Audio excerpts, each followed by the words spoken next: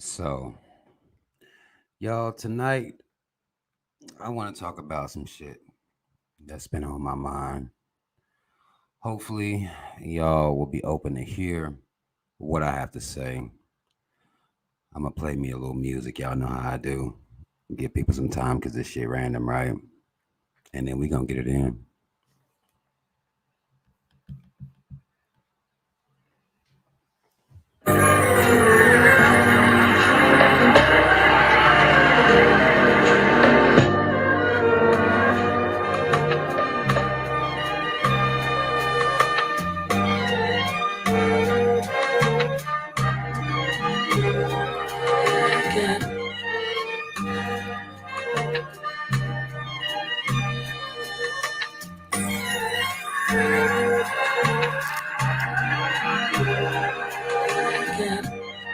Not too many blessed with this corner vision. Don't give them knowledge, give them more religion. Poor decisions, mama couldn't pay, so they told her pray for the Lord's assistance. They read our souls, so we bought some Christians. Louboutin, who's LeBron? Shut up, dribble, nigga, we lost resistance. My words are beacon through the darkest distance. Converse with heathens that get lost in systems. Lead the village till them forces listen. Torches glisten, I sat with Cashapp across from Liston. I'm Marcus Garvey with a heartless army. Malcolm by the curtains, you a carbon copy. I'm disturbing, hard to stop me. Conform to life is what we always do. It's hard to accept the damage a war would do. Now they wiping the flow with you. I can hike in the smallest view. It's all on you. It's not just a rap when you looking back, cause there's nothing there to look forward to. No use in mending when your heart is torn. So rest in peace to them niggas we hardly mourn. Re-emerging in godly form. Cry when your daughter's born. Tell me how could you party on? You partly wrong. Just cover their ears when Megan and Cardi's on. Don't mean to single out these artist songs, but words is a weapon. That's what my father warned, and it's worse when the art performs. Yeah, the way I'm thinking astounds you. I'm saying what I want, you just saying what you're allowed to. You claim you married the game, who these lames are saying they vows to. Can't change the people around you, just change the people around you. Red tops, blue tops, can't remember who shot, it's too hot. We giving out sermons on these rooftops, staircase confessionals, dope is in my tube socks, a new Glock. We giving out sermons on these rooftops. Yeah. This is so pretty, man. Word. It's a soundtrack of the streets right now. Y'all come in here and like that for me. Never. I'm not the one to play with. Look, you've been advised. Look in his eyes and you'll see a soul that's darker than genocide. Desensitized, relaxing before the body's identified. I've been inside where men have died. Murder code for defending pride. I'm energized. Niggas drop their flag and get penalized. Like Bronny James, they only want smoke before the king arrives. You niggas high, can tell in your vocals. You ain't too fit to ride. Your bitter cries just show you emotional. Those things I sit aside. This shit applies to all of you locals. You should admit you lied. I spit the pie. Cause niggas get hopeful when you legitimize, epitomize my life, nigga. Here's some advice, nigga. People accept the rules when they love who's holding a knife, nigga. I'm just trying to get right with you. I paint precise pictures, write scriptures, dark but can shine as bright as some light fixtures. I just search for the right mixtures. Frontin', I might strip you. Rob a nigga plain bare face, sorta like Mike Ditkins. I was in the rapping grams, now I'm the rapper ran. And I could pack the stands out in Pakistan with a pack of stands. Never had a backup plan, never had promotion, never rapped a van. But I had devotion before that smack on cam. Catch me in the traffic jam, clap the man, back the land, cruiser up, and now it's a arugula with the rack of land. You can see we ain't cut the same. I'm a diamond in the rough, yup, an uncut gem, stuck in this rough terrain. Bars. Ezekiel 25:17. One more, we gonna go. The path of the righteous man is This just my shit right here.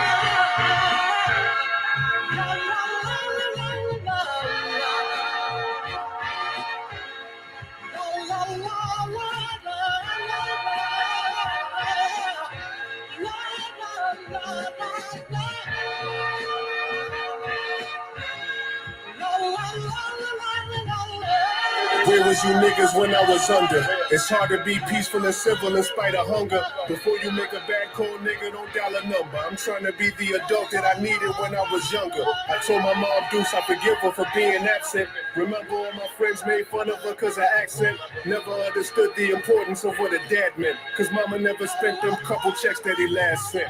Far as that shit is past tense. I changed for the money cause I never had sense. Almost see them pearly gates when I hop my last fence. Now I'm over 38 and wonder where the cash went. You talk about coke, never sold a slab of the raw. Stop asking for the ball with zero passion to score. You criticize rap but you never crafted a bar. That's like talking about sex but you can't unfasten a bra. This shit like crashing a car.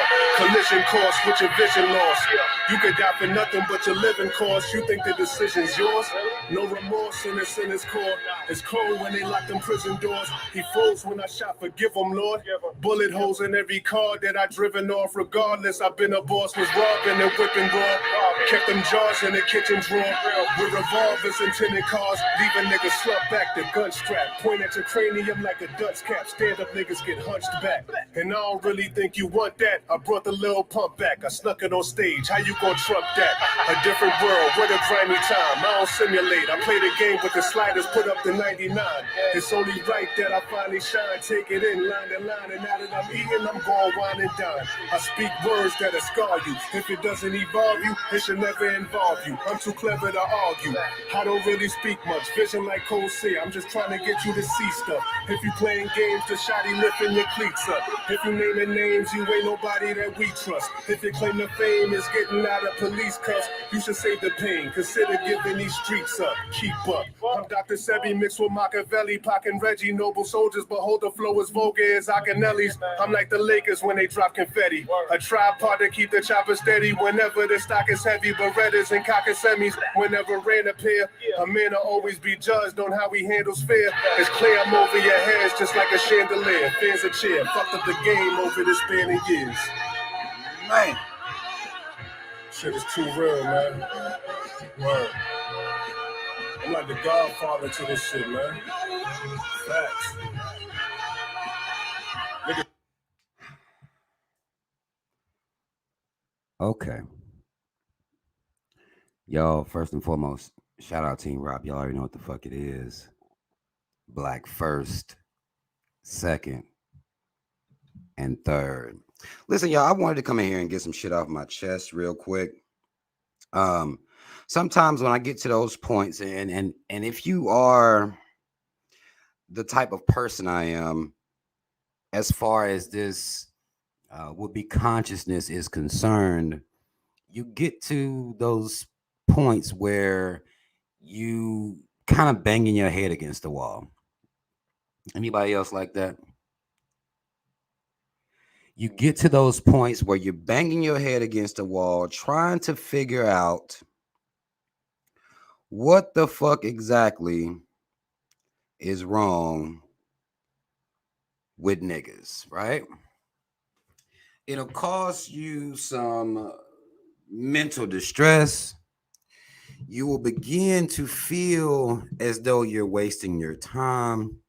You will begin to feel as though there is no true purpose in what you're doing.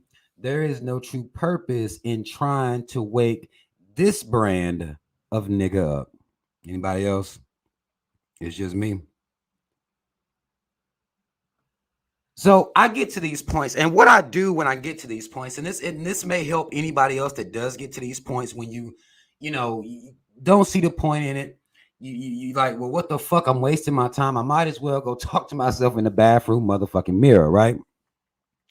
What I like to do is I'll go back, and with the advent of YouTube, I'll watch lectures or presentations from older master teachers. Your John Henry Clark's, Dr. Amos Wilson. Dr. Amos Wilson always get me right. I'll go listen to some old Malcolm when he getting fired up. And it's not even necessarily that I have to agree with everything that these people are saying in their thought process. It's just hearing them do it, knowing that they were doing it.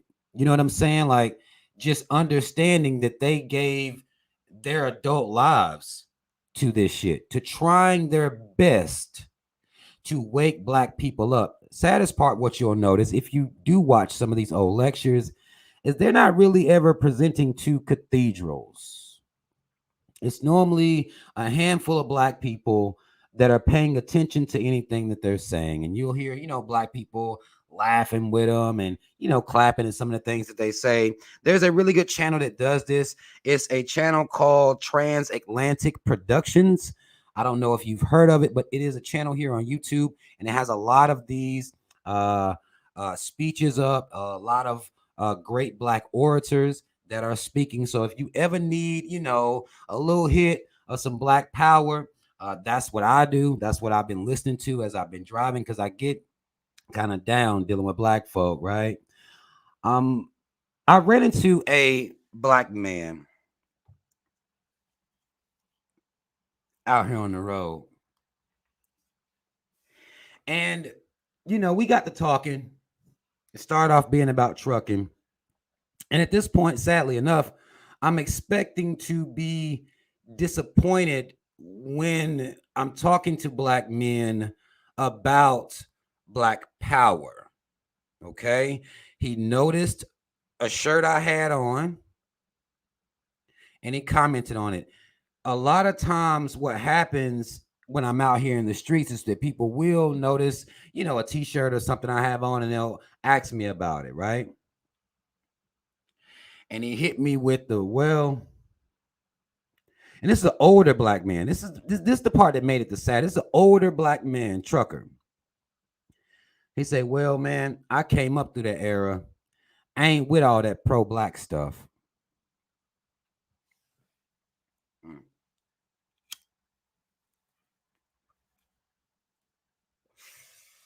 And see, you'll see black people now doing this.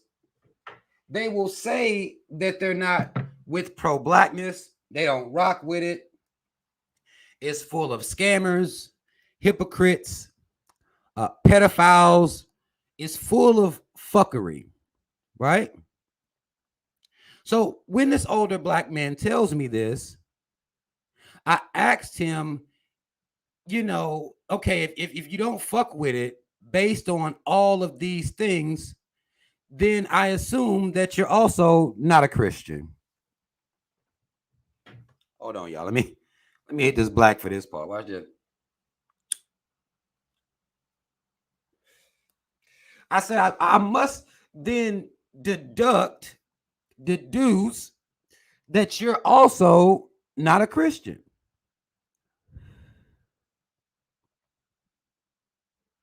He said, no, I believe in my Heavenly Father, God. I said, now, if you're saying that you don't fuck with pro-blackness because of scammers, hypocrites, and pedophiles, how then do you continue to be a Christian, considering the history of Christianity? This old black man looked at me dead in my eyes and said, what history?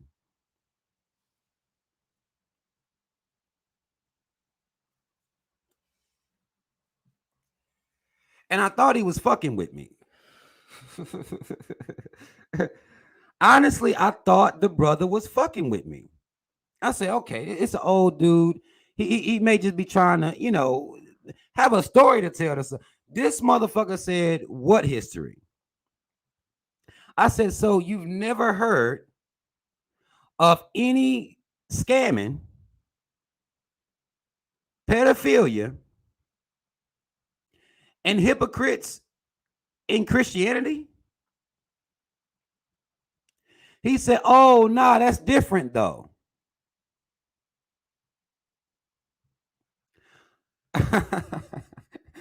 He said, that's different. That has nothing to do with God. I said, okay, by your logic then, pro-blackness has nothing to do with the fuck-ups that occur within pro-blackness. If your bottom line is God, the Heavenly Father, then I would say that my bottom line is my blackness. Period. If you get to hold on to God,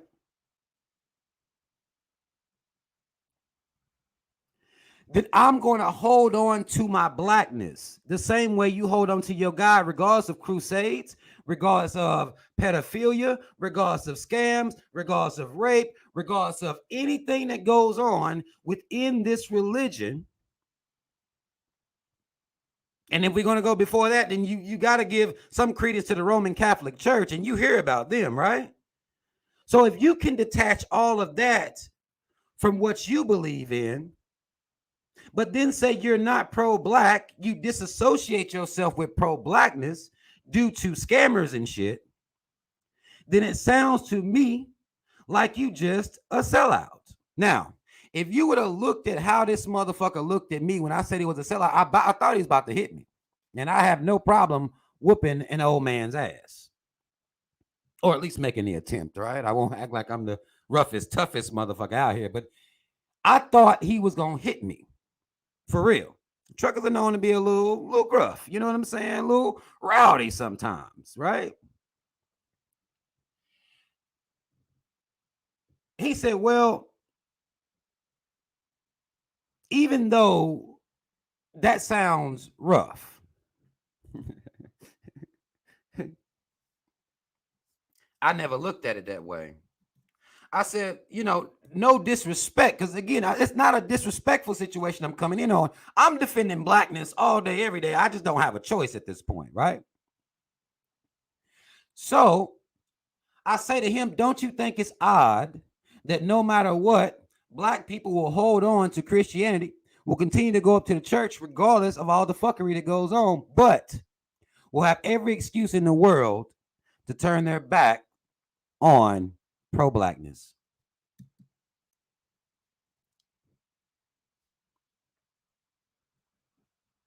That's interesting to me. And when I look back, and based on this story, now, once this is in my head, I'm driving down the road, I'm thinking about this shit. I'm looking back historically with black folk.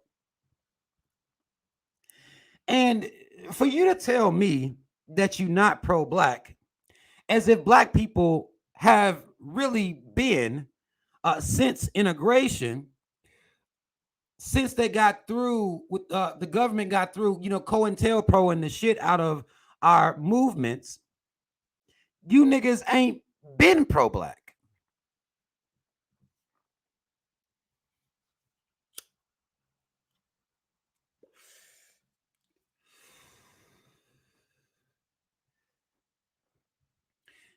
You ain't been pro-black. So for people to be denouncing pro-blackness now, for black people to be acting like they were ever any type of, not ever, I won't say ever, I'll say since integration, I'll say rolling up through the 60s, because what we did was come together to fight, to be able to lay up in the caves, and fight to be able to be in businesses, to be in schools with the caves, to be hired by the caves. We developed a, if you can't beat them, join them mentality. And I would say in my lifetime, you niggas ain't pro-black anyway. So when you denounce pro-blackness,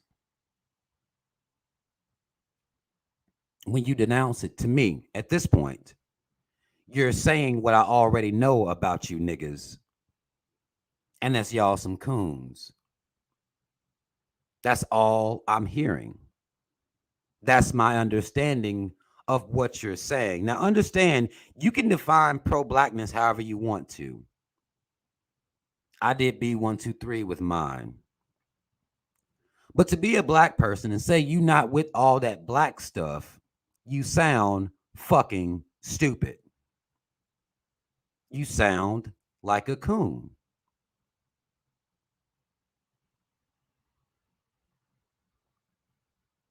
That's what you are.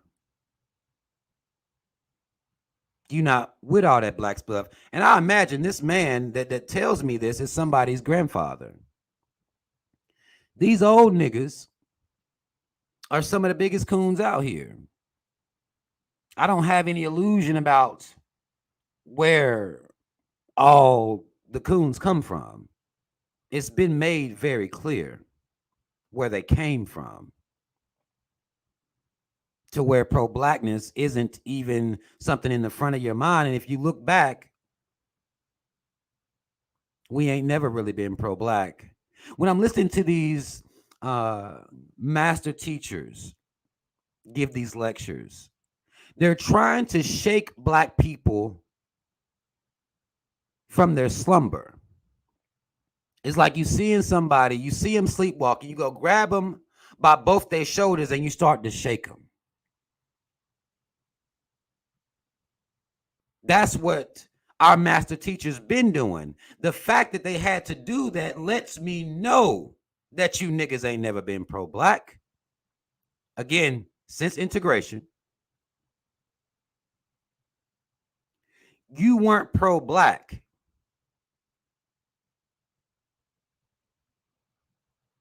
The only thing you have fought for, tooth and nail, was to be round them caves.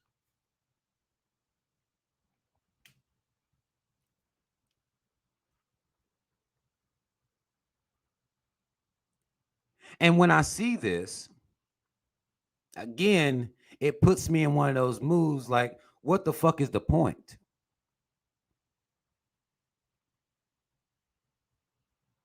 What's the point? Pro-blackness has always been something. Again, since they allowed you to go lay up around the caves, we'll say since integration. I'll start there. Since then, y'all, you ain't been pro-black. People been trying to get you to be pro-black. Am I wrong with that? Is that a fair assessment? Because that's what I notice, is that people have been trying to get black people to be pro-black in any way they possibly can.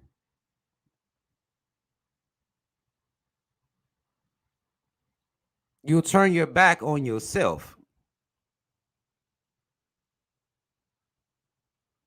but you'll still hold on to that Bible, though.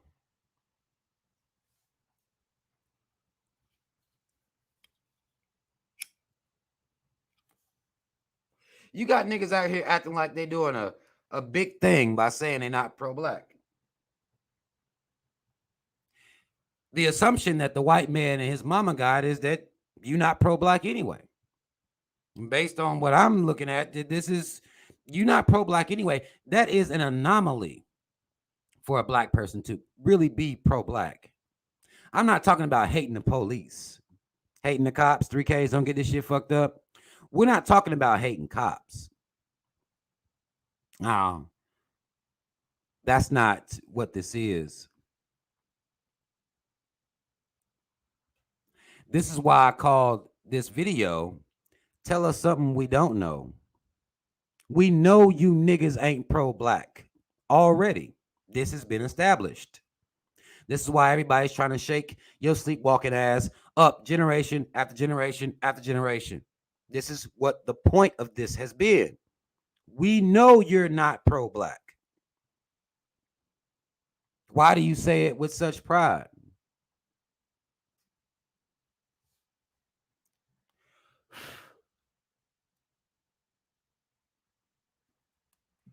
We know this,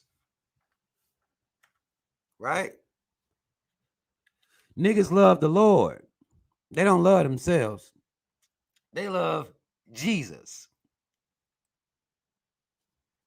You don't love yourself. I know this. They knew it before I was born. They've been trying to tell black folk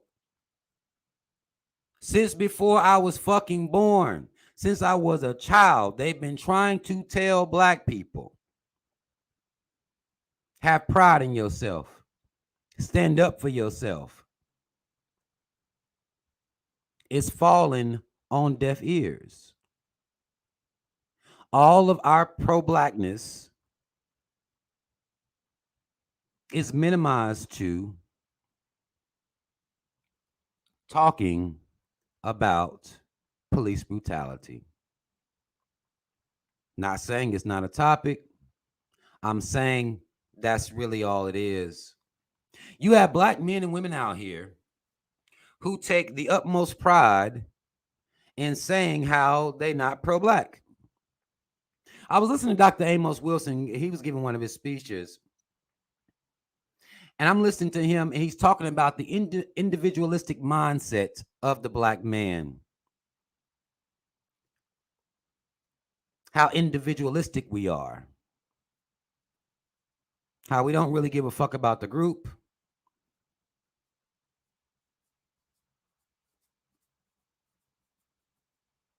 And if you run into black folk, you'll hear them. This is what keeps me going.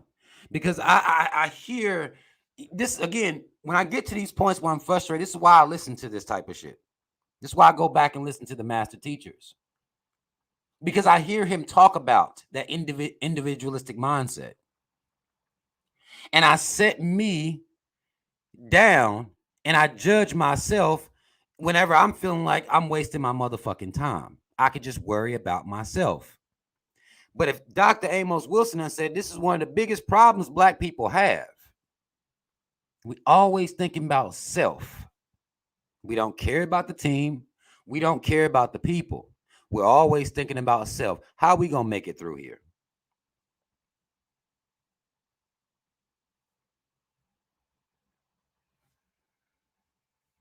How are we going to do this? Black people have decided to appoint the caves as the moral authority over their being. How do you reverse that? We've had some of the greatest thinkers ever, and they couldn't figure it out. How the fuck do I reverse this? Is it even possible? I know they had those thoughts, but they didn't quit. I'm looking at people, older black men and women with gray hair, still trying. So I look to them when I need a boost.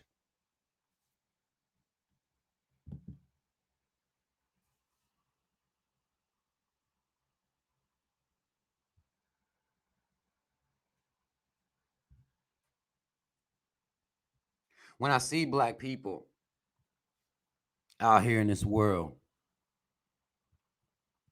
not paying attention, belittling institutional racism, I think about how I was raised.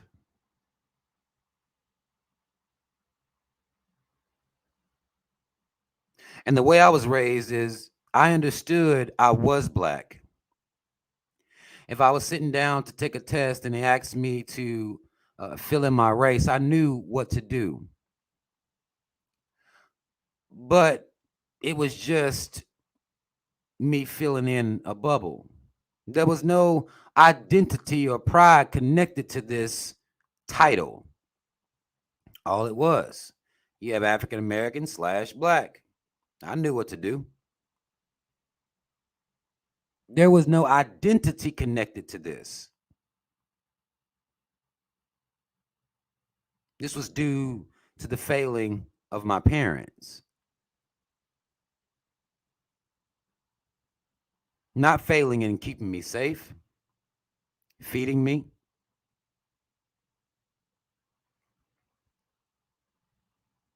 but failing in making me understand what this was, what this means, how important it is to understand what this was, what this means. Not just telling me, oh, you different than other people, because I could see that.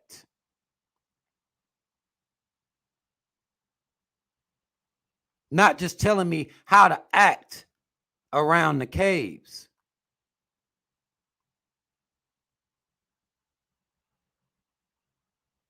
Not explaining to me why I needed to act a certain way. So I thought it was normal.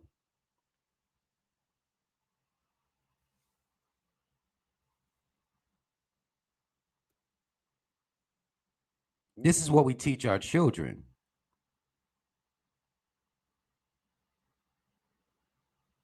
We point fingers at each other to try to figure out whose fault it is.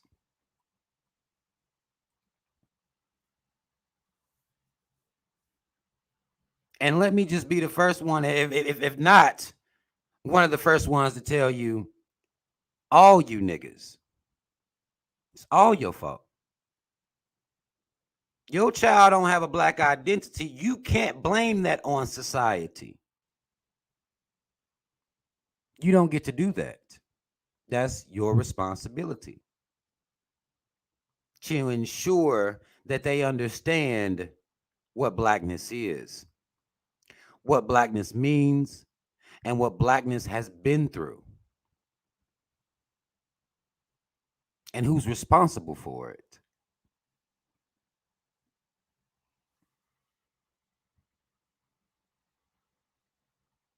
That's important.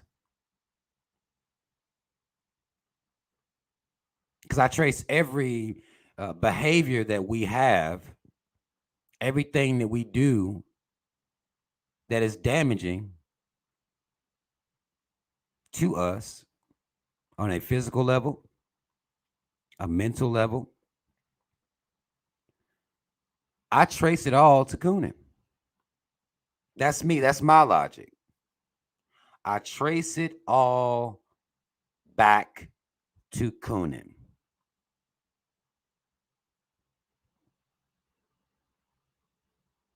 A black man kills another black man for nothing. That's a coon. A black man gets on TV and says that racism is over.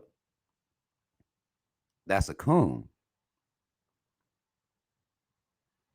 A black man sitting around talking about how voting for Democrat is what's going to save black people. That's a coon. You see.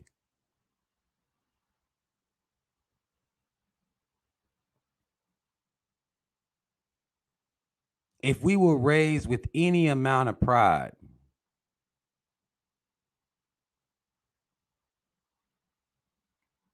a lot of the things that we see happening amongst us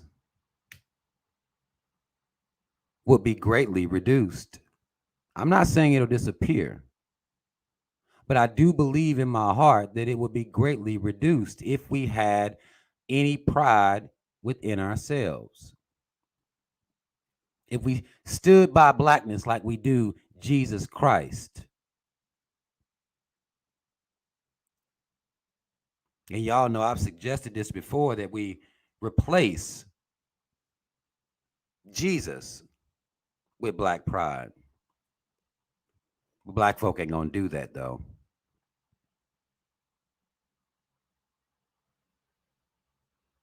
But fact of the matter is, Christianity hasn't worked for us.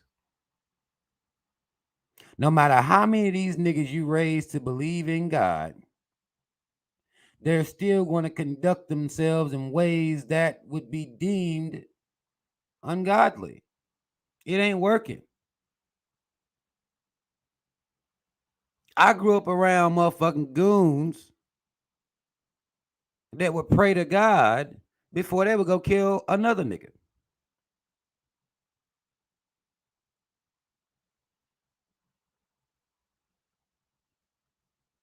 What if they were taught you don't kill another black person? Again, not saying it would never happen.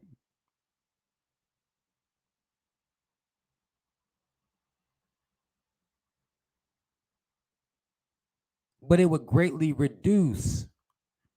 These niggas will go kill another nigga and ask God for forgiveness.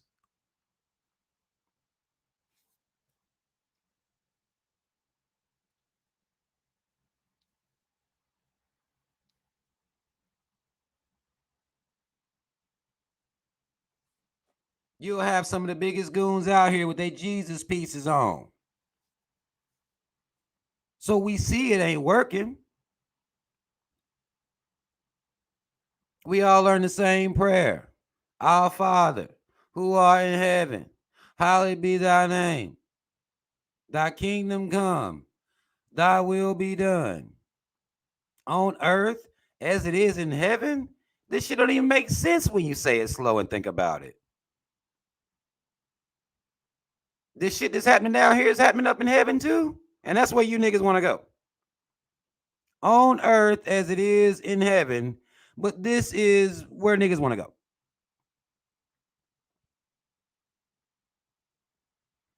So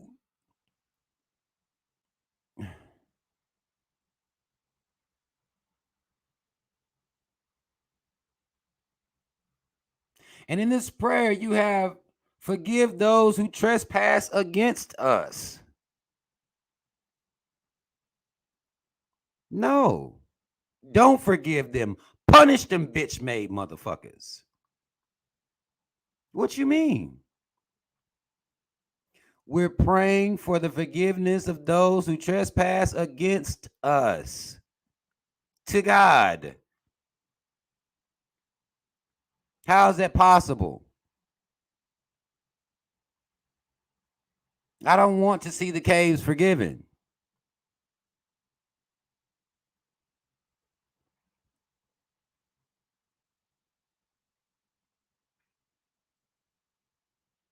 But this is what we teach our kids to chant. I learned this prayer very early in my life.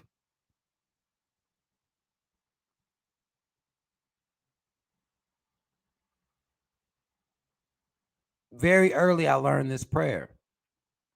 I was reciting it as a child. I don't know if you were raised like I was, but as a child, I learned this. Again, I didn't know nothing about no black identity. I wasn't taught anything black and powerful. No chant, because that's really all prayer is. You just chanting. I wasn't taught no pro-black chants. But I was taught this, though. And I still remember it to this day. I had the Bible beat into me, not literally, but as far as repetition is concerned, I would know Psalms 23 by heart. I was a kid. The Lord is my shepherd. No, the fuck he ain't. No, he not.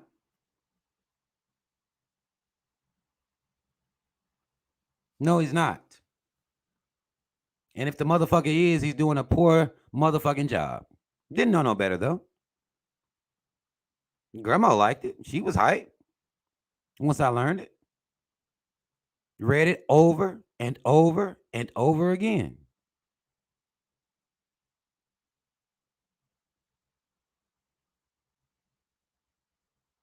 The Lord is my shepherd. I shall not want. Huh? I'm hungry. I do want.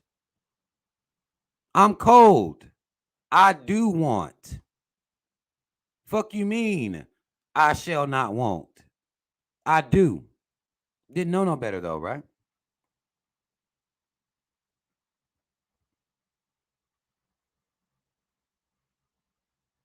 Talking about laying down in green pastures, like nigga, the lights is off. I don't know where this pasture is that you talking about, but the lights is off. It's cold. But we say this stuff. This is what we teach our kids. But black identity, no, you don't need none of that.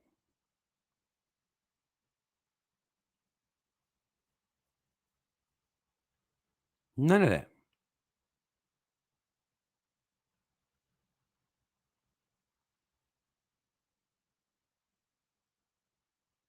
It got to the point where when I was coming up, the only time that older people would deal with blackness was to talk about how white folk treated us back in the day.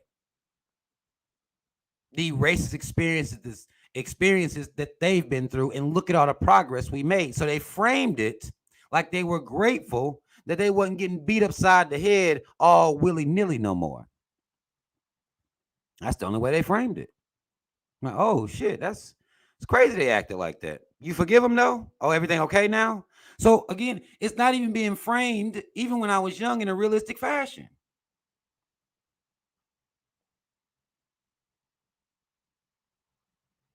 It's not even being framed in a realistic fashion. Well, here's what they used to do. They stopped. Thank you, Jesus.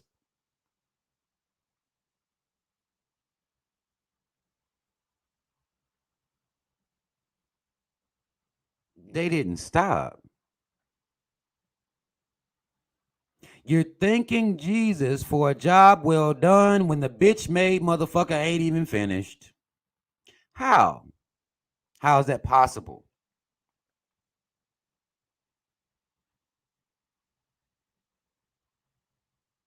How is that possible? I thought the way an exchange works, the way thanks works, is if the motherfucker completes a task, then you say thank you. Right?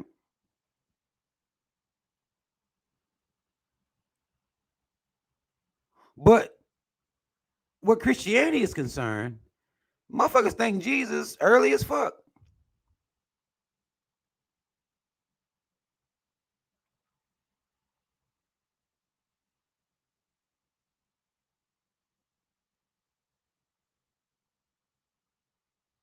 Thanking Jesus early.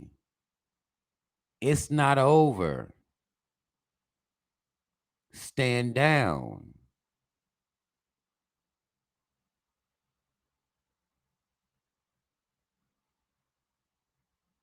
This is how I was raised.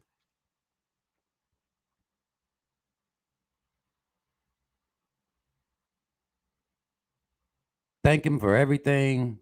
Hold him accountable for nothing. Sound white to me. Is it just me? Sound like a cave to me. Sound like a program.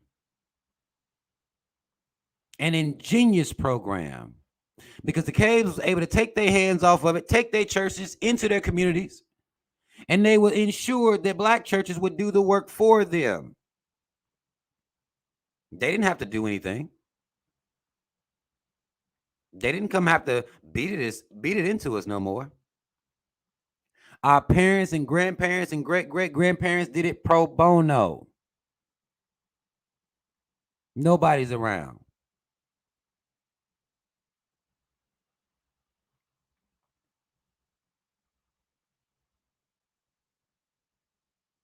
And the white man, his mama, felt safe with that. They felt safe doing that. Well, the niggas got it. Yeah, they believe. Yeah. Oh yeah. They believe for real.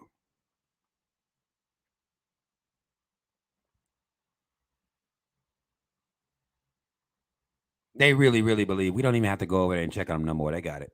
Yeah. We ain't got to do no home visits. We knew they got it. We knew they got white Jesus up in the living room. Don't even worry about it. We know it's there. It's all good. We all set.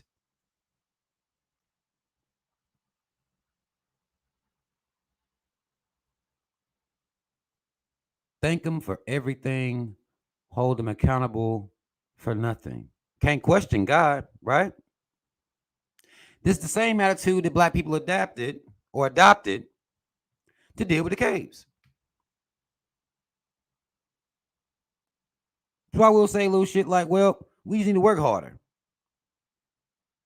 The motherfuckers presenting the obstacles, we can't worry about them. Cheating, cutting corners.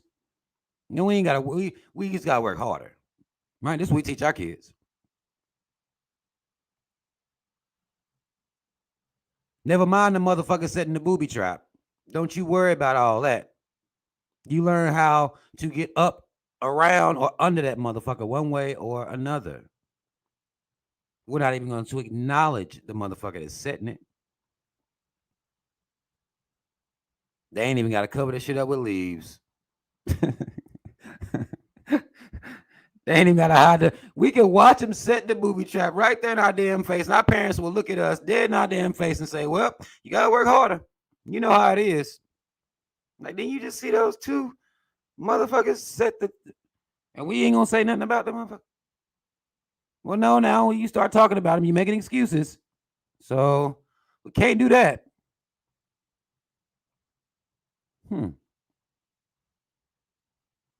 Okay, it don't make sense. So are we back to the have faith thing again? Like, is that?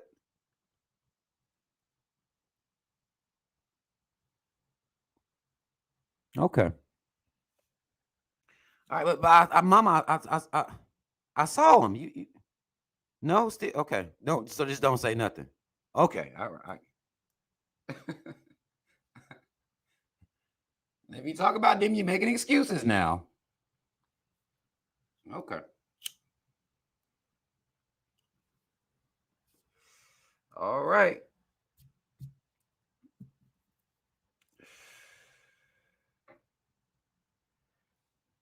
And niggas now want to tell me they ain't pro-black. Tell me something I don't know, nigga.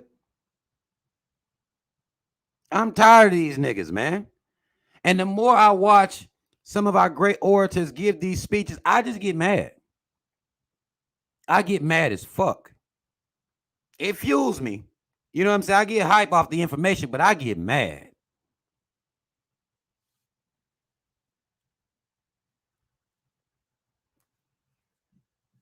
I get mad.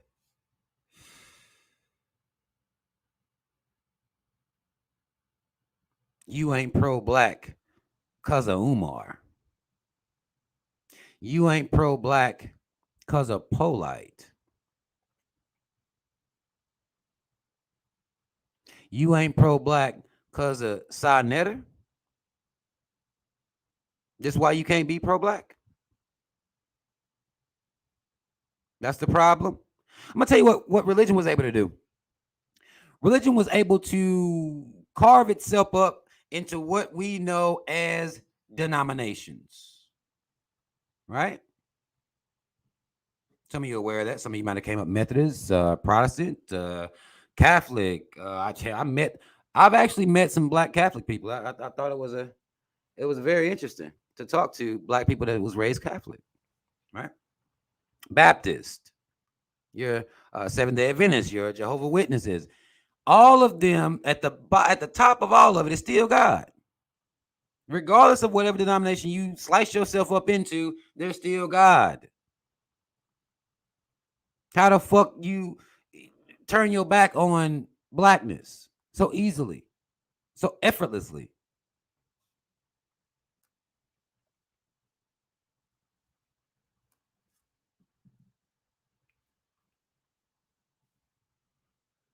How is that possible? Black mother, Black father. Why aren't we teaching our kids? I don't want to hear that his daddy ain't there. I don't want to hear that shit. I don't want to hear it. Cause I got into an argument with a Black woman about that. Now you can't teach your kid a Black identity because his daddy ain't there. What the fuck? I understand, and that's, I'm not saying that's cool. I understand the situation, but nah, I'm not listening to that.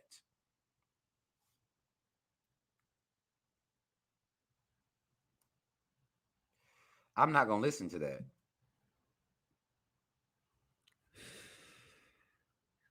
This should be something Black people just do. I don't give a damn if the grandparents raising the kids. I don't care who it is. This should be something that we just do. I don't give a damn who there, who ain't there. I don't care about none of that. That's no excuse. That may be an excuse for you may have a harder time as far as financially. I get that part, most definitely.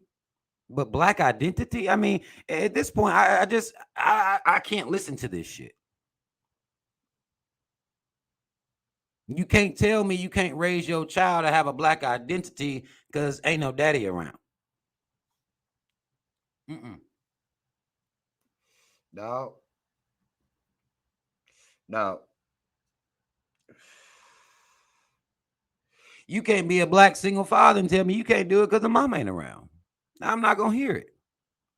This should be what we do in our communities. Period. Ghetto or not.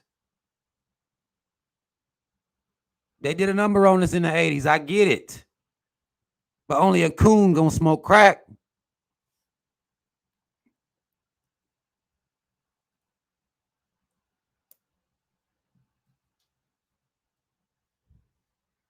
Only a coon.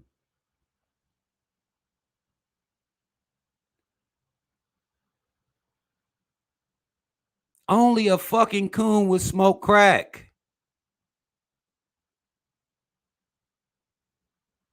Again, when I look at everything that we've done, the errors and everything, at the bottom of it all, at the root of it all, is cooning. You don't smoke crack. If you talk black pride, you not smoking no crack.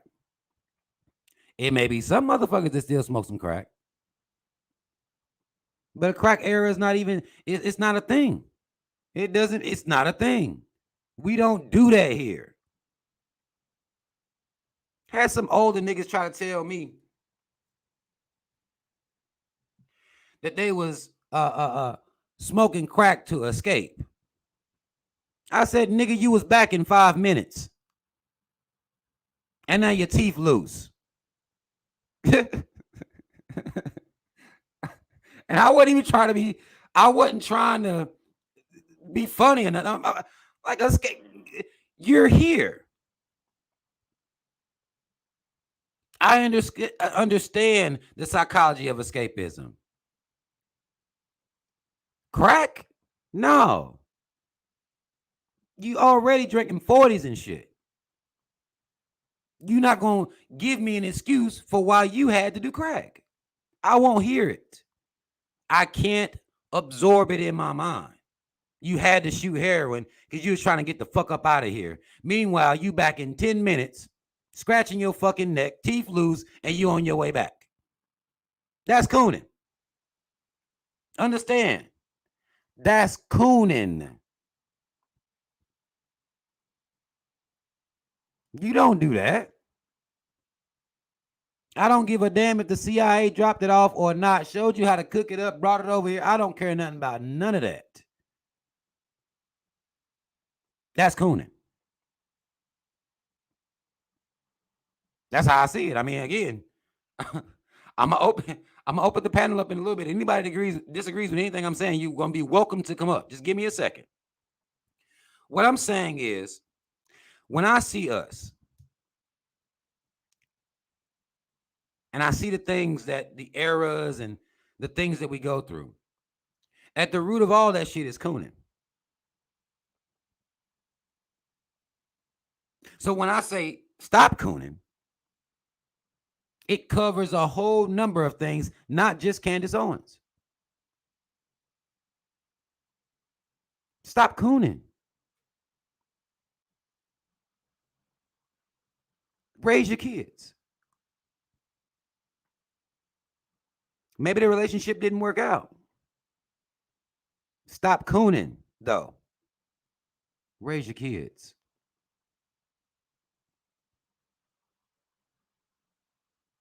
You can't just pull a King Richard on your kids. I saw that movie the other day. I saw it. You can't just pull a King Richard on your kids. You can't. That's cooning. Had you been taught that was cooning, had you been taught we don't do that here, this is less of a problem than it is now.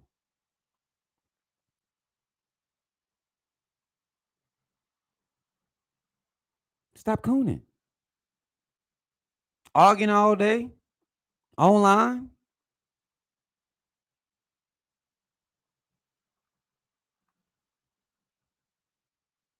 Stop cooning. You see what I'm saying?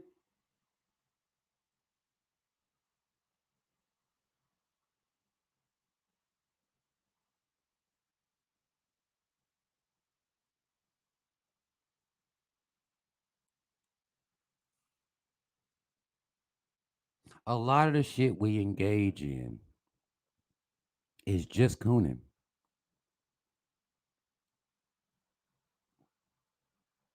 A lot of it. The conditions of our neighborhoods, niggas killing each other over colors, corners, like there ain't enough money to go around, turning your back on your kids, abusing your man, your woman,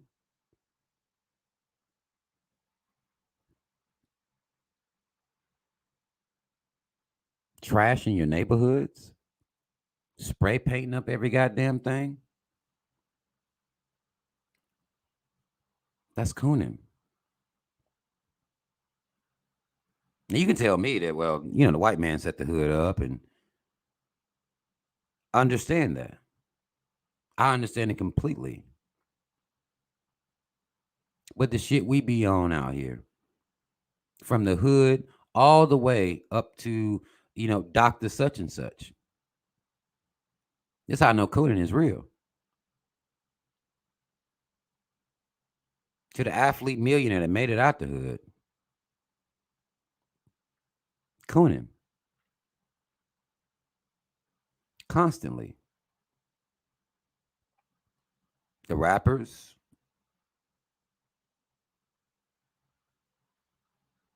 the entertainers. See, we like to talk about, we talk about the hood, and I understand the hood dynamic. But everything that they doing in the hood, making it unsafe for children to just go to school. You got children out here being shot in drive-bys. That's cooning.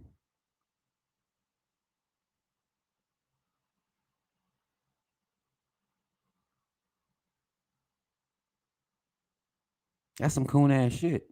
And had you been given something other than our Father, which art in heaven, hallowed be thy name, thy kingdom come, thy will be done on earth as it is in heaven. Give us this day our daily bread. If you'd have been given some codes in there other than this fuckery,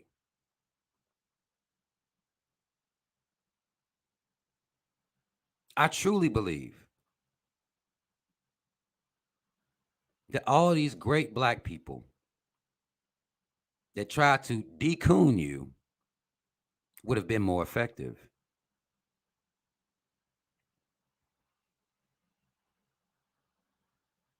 I truly believe that. It's too hard to convince black people. It shouldn't be so hard. You're black. Now, some black people take their time out trying to, change the hearts of the caves because somebody told them that we have that type of power.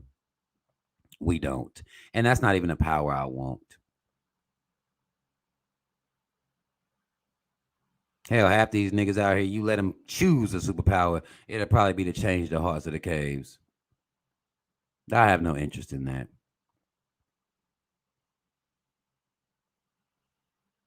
In any type of way. They gave you Jesus. They gave you God. They did not give you a black identity.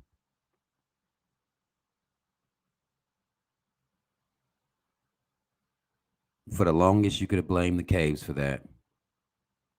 But after a while, you can't blame the caves for that no more. Now it's you. Now it's you.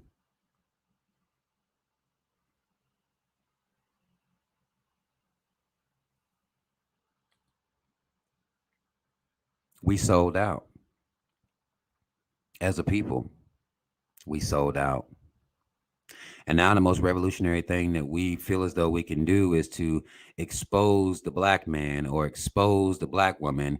And I'm trying to expose both of you motherfuckers as coons. That's the work that needs to be done. If you wasn't cooning so goddamn hard, you'd have more respect for each other. Your relationships will work out a lot better. But you don't want to do that, though. You keep wanting to put white love over yours. Y'all notice that? Anybody else notice that? We put white love and white marriage and white family over ours. Matter of fact, they are the model for us. This is what we do. I'm going to tell you what Facebook did real quick. Let me show y'all something.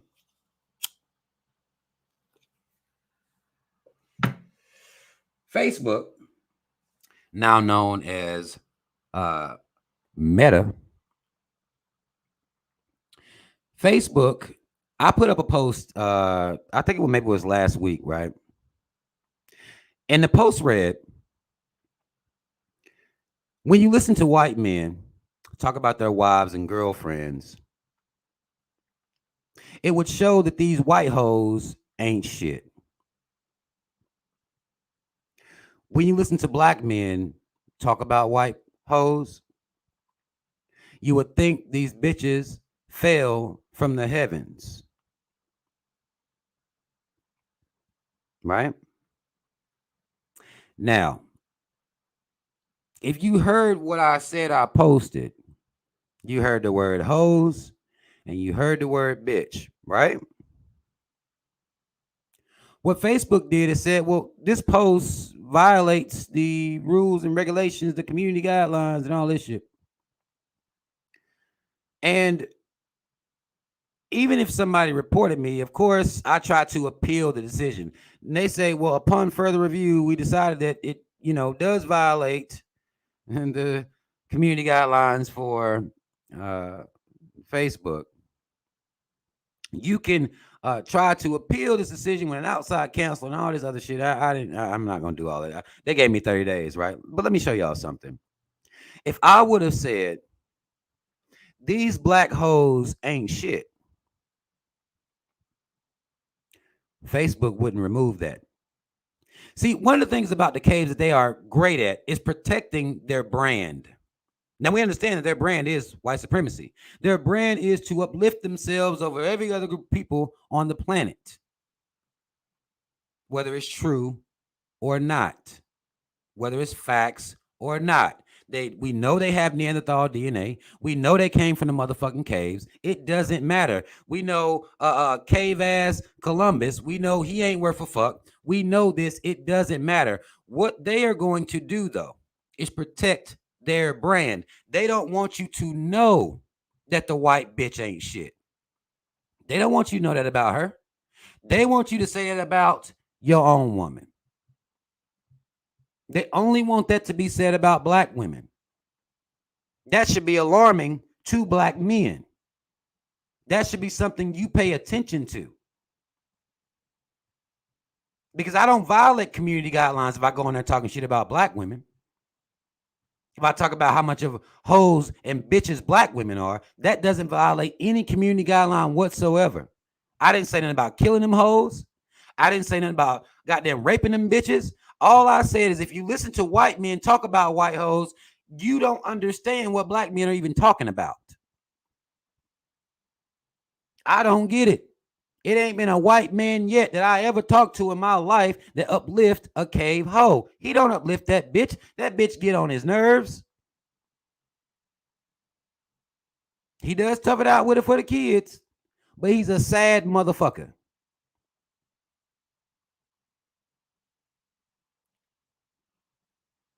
He's a sad motherfucker because these white hoes ain't shit. You flip it over. You listen to these niggas talk about these cave dwelling hoes. You think, this bitch is perfect. But this is the mentality that black people have adopted. You see black women doing it too. They out here cooning like a motherfucker too. The white man is perfect. He knows how to take care of his family. He takes care of his wife. Like, bitch, he plotting to murder that hoe for some insurance money next week.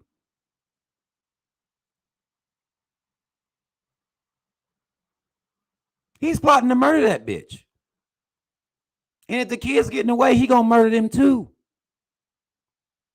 But this motherfucker is the one that I need to model myself after. The white hoe is the one that black women need to model themselves after. And Facebook, Instagram, and all these motherfuckers have a vested interest in protecting the image of the cave hoe. They don't want you to know they be going in about this bitch. I'm around. Look, anytime I'm around cave, these motherfuckers, these married men, these married caves, and y'all say, they married, the numbers is good, the percentages is high, blah, blah, blah. Listen to how they talk about their wives. Listen to them. Lindsay ain't worth a fuck. Heather ain't shit. And she fucked my brother. They will tell you all this shit. Now, unlike black folk, they don't get all online going in like that. But I'm supposed to model. Now, so one thing that black folk have done is that we, as a people, uplift cave opinion. You let a cave motherfucker have something to say about black people, it's gospel. And particularly if they on whatever side of the agenda that you're on. A cave bitch or a caveman can talk shit about the black man, and if whoever the black woman is receiving this hates black men as it is, it's gospel. Flip side, caveman, cave woman talking shit about the black woman, the black man who's decided to hate black women, it's gospel. It's relevant. We are dumb. And this type of cooning, again, this is all on the coon spectrum. It's still cooning. Who the fuck cares what the fuck the cave's talking about? Bitch, I know you are putting arsenic in your husband's oatmeal. As we speak, bitch, no one cares what you have to say about black women. That's how they should be treated. Do we do that? No. If we started having pride in ourselves, a lot of the disrespect we see will dissipate.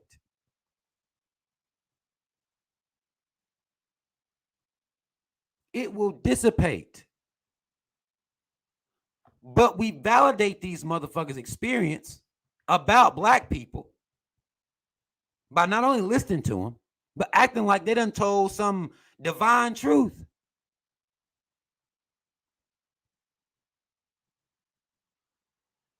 These caves ain't worth a fuck.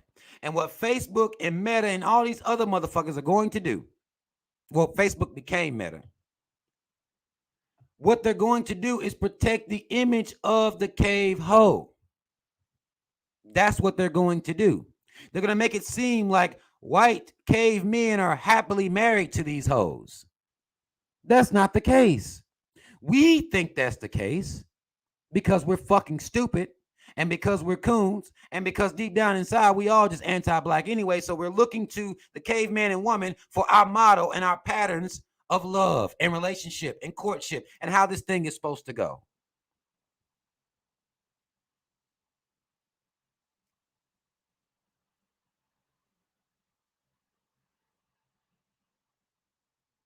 Molly, do you think Jonathan is talking about how much he loved Molly when him and his homeboys get together and they start talking about their wives?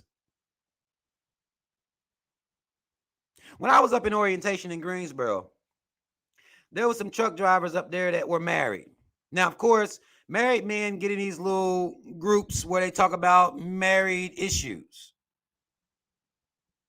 They'll talk about it. How much their wife get on their nerves. She ain't grateful for a motherfucking thing. And then I sit here and I think about, I'm like, wait a minute now. Black men told me this was just black women that act like this. Now, of course, I don't say that. Black men told me that this was black women.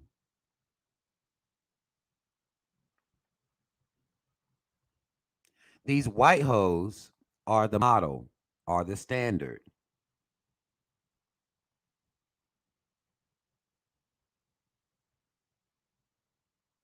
Until black people stop being such big fucking coons, and then we'll call it revolutionary. Well, even some people will still even call themselves pro-black, and they're not doing anything but talking shit about either black men or black women.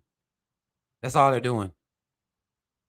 Not talking about the self-hate, pathologizing. What you'll hear if you listen to motherfuckers, they'll pathologize black men, they'll pathologize black women, will not refuse to pathologize the caveman and the cave hoe.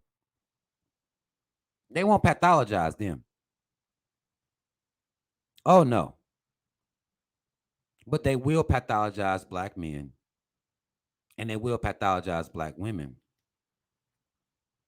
And y'all know what I'm gonna do. I'm gonna just say y'all motherfuckers is coons and you need to stop, right?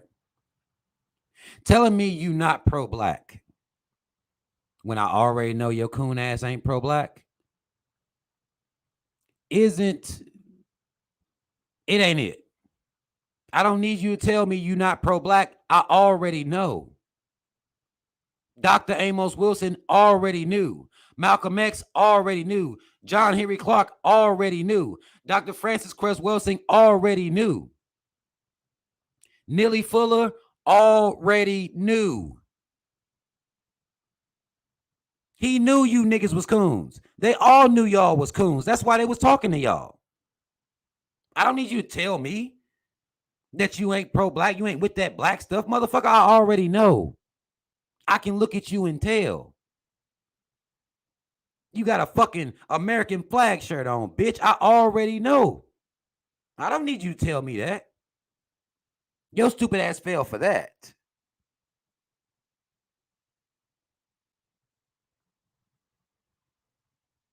You ain't got to tell me you ain't pro-black. Tell us something we don't know. This about black folk, everybody knows. At the height of the Black Panther Party, it had 10,000 members in the U.S. Everybody knows. Meanwhile, the Caves out here working as a team across every state.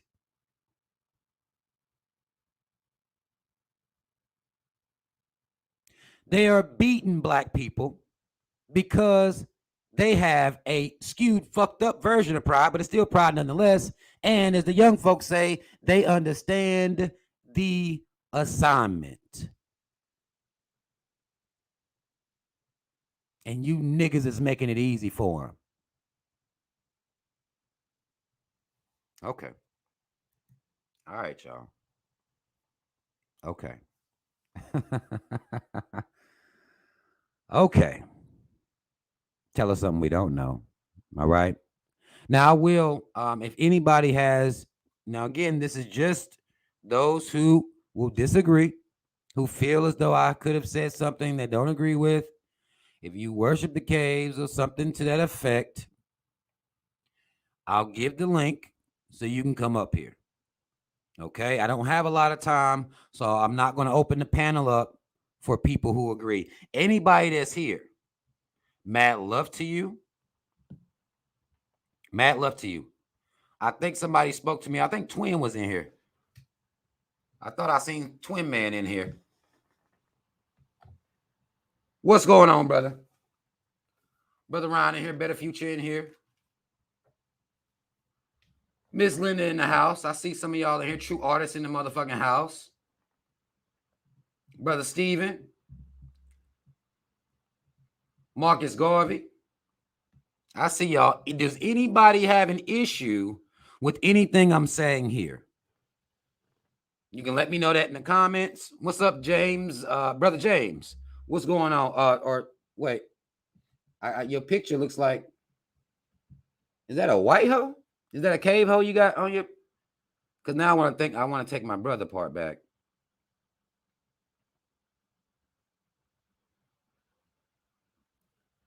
Brother Ryan says he has a disagreement. I'll open. Hold on. Let me share the link. Let me share a link. Am I tripping? Is that a white? I mean, I don't know whether that's a white bitch or if it is, I'm taking my brother back. You just James, goddammit. Let me see what's up real quick. Let me put the link in here. And if you have a disagreement, you can most definitely come up here and let me know what that disagreement is. Hold on, that ain't right. Let me see. Okay, boom. We'll do it like that. We'll come over here.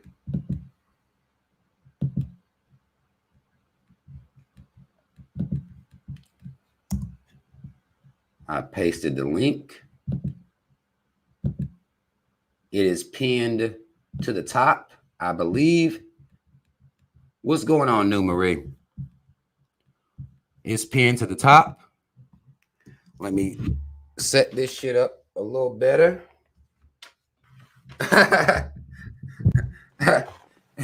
Ebony Lock says no calls, Rob. Do me having people on annoy the shit out of y'all?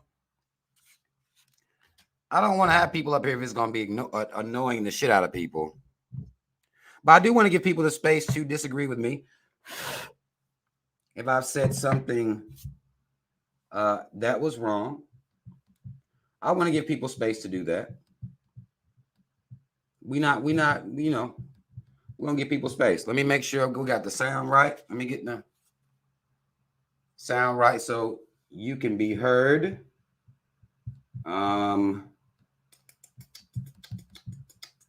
Let me see.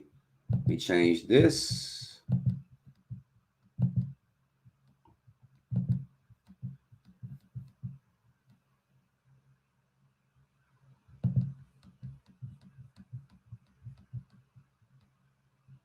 All right, now I gotta get this out. Hold on. Let me fix all this shit so we get it right.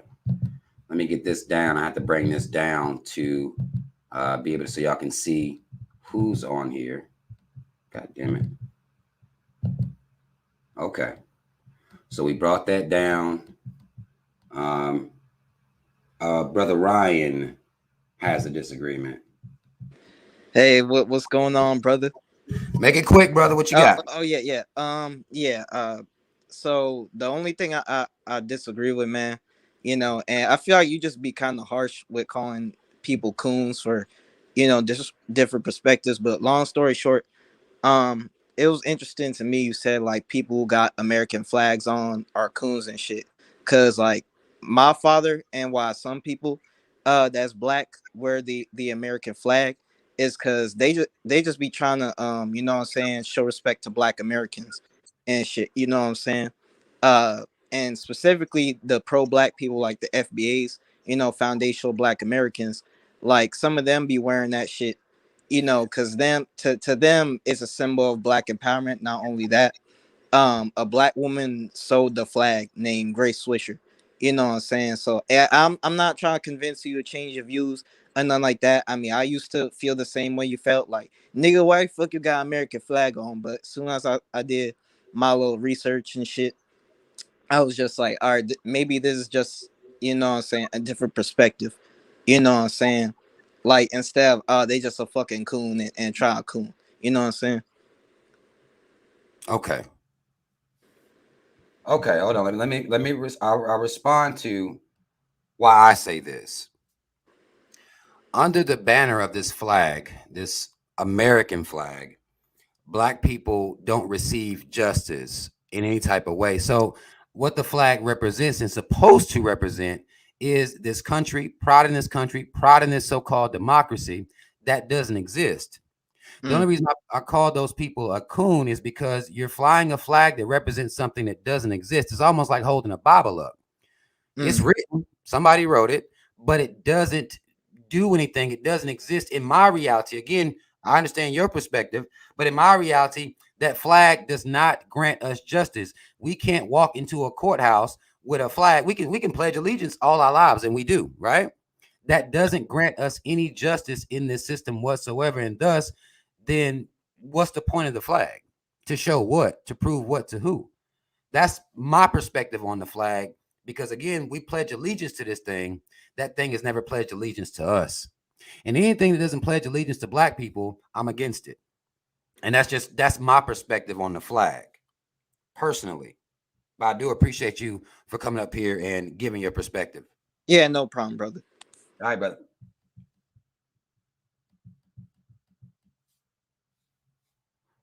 Again, y'all, I want the space to be open. I noticed there was no disrespect. Everything was, you know what I'm saying? I ain't yelling, I ain't cussing, ain't no shit like that going on. Anybody want to come up here and disagree? That's cool. I want my people. Now, if a cave come up here, I'll probably go in.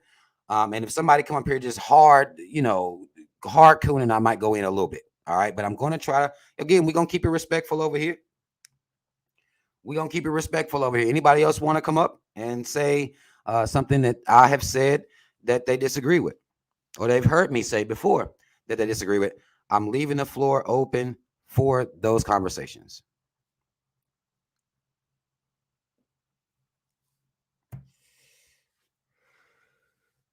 My black yard say, what'd you say? Oh no. Said the flag is colorful toilet paper.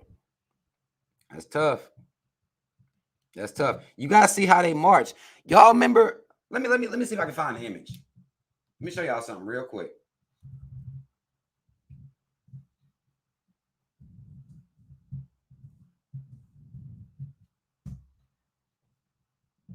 Let me try to find this image real quick for y'all. Let me show y'all something real quick. Yep, found it. Let me share the screen with y'all real quick. Let me see if I'll be able to pull this off on the fly. Let me see if I can do it for y'all. Let me show y'all something.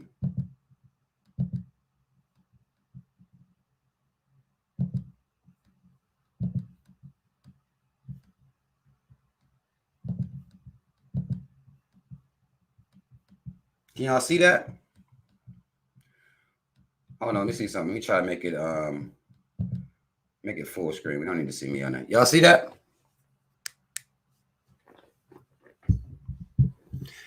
Can y'all see it?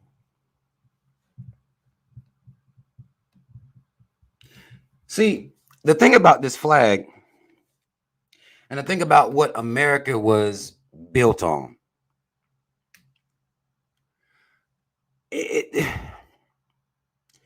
just is what it is. Like, they're not holding up Confederate flags.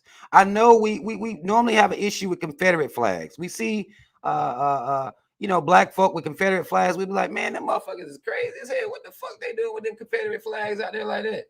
Right? Let me see if I can get this a little bigger. Hold on.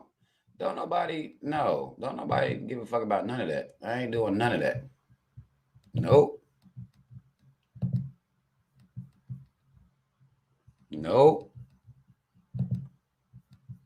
They want me to goddamn log in. I'm not gonna do all that. What you see here is one. Y'all see this, right?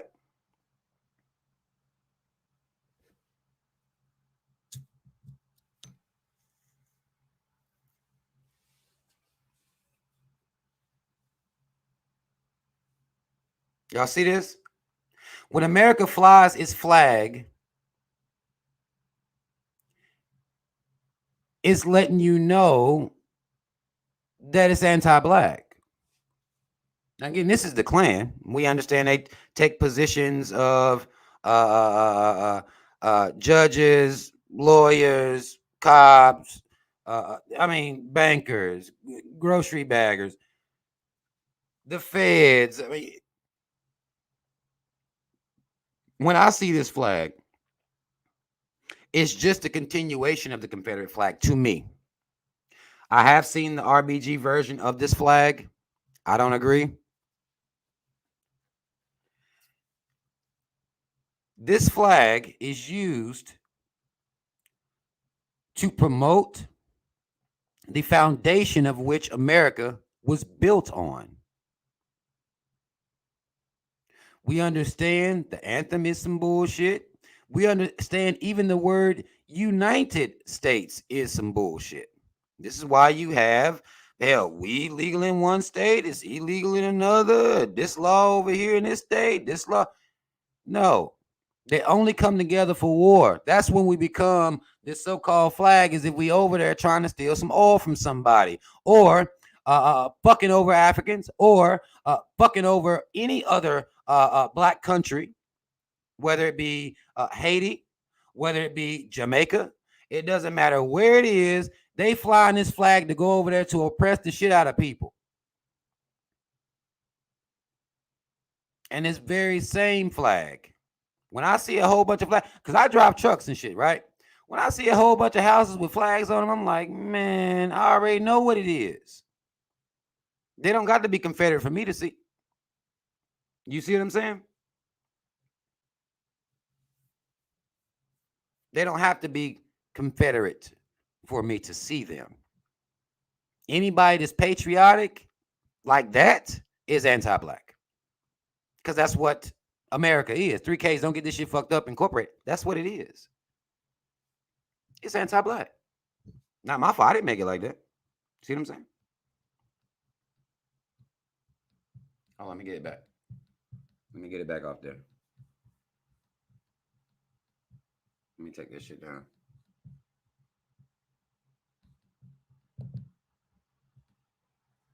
You see?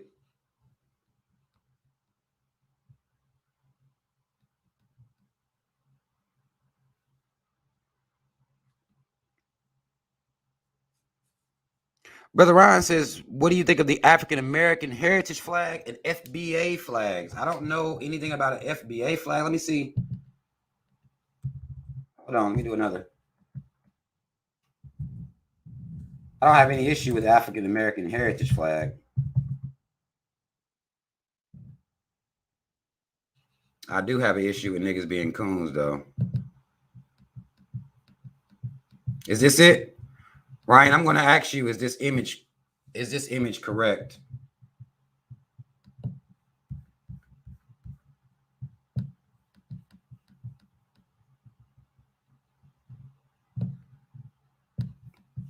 I'm going to share the screen again and ask you, am I looking at the right image?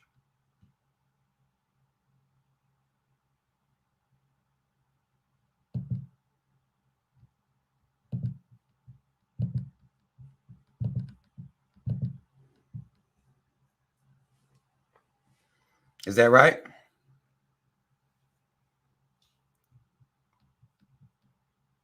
Is this the one, Brother Ryan?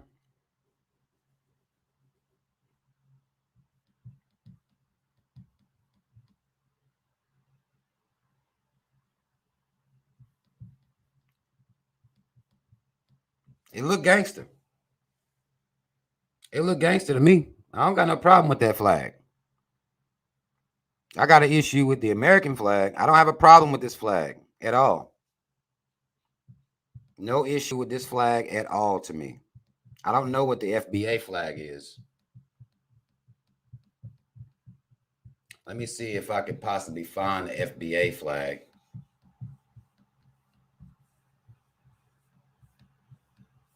Let's see. Let me see if Google got an FBA flag for me. Let's see what we got. Is that it? Oh shit, hold on. Is this it right here? With the fist up? Is that it?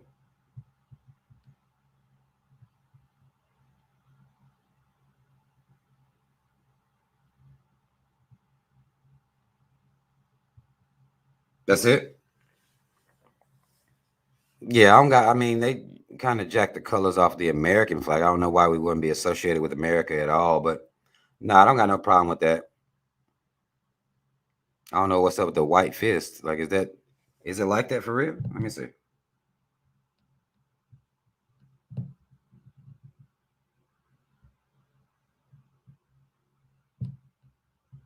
Oh, okay, some Tariq shit. Okay. It's some Tariq shit.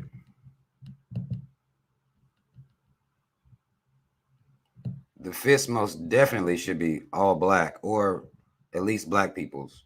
That's the only criticism I would have of the colors. I don't fuck with the colors like that.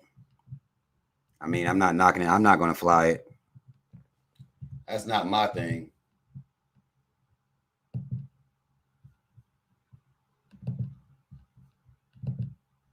That ain't me.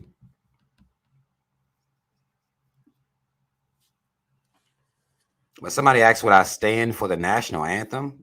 Like, what? Why would I do that, Rico? Brother Rico, what you think?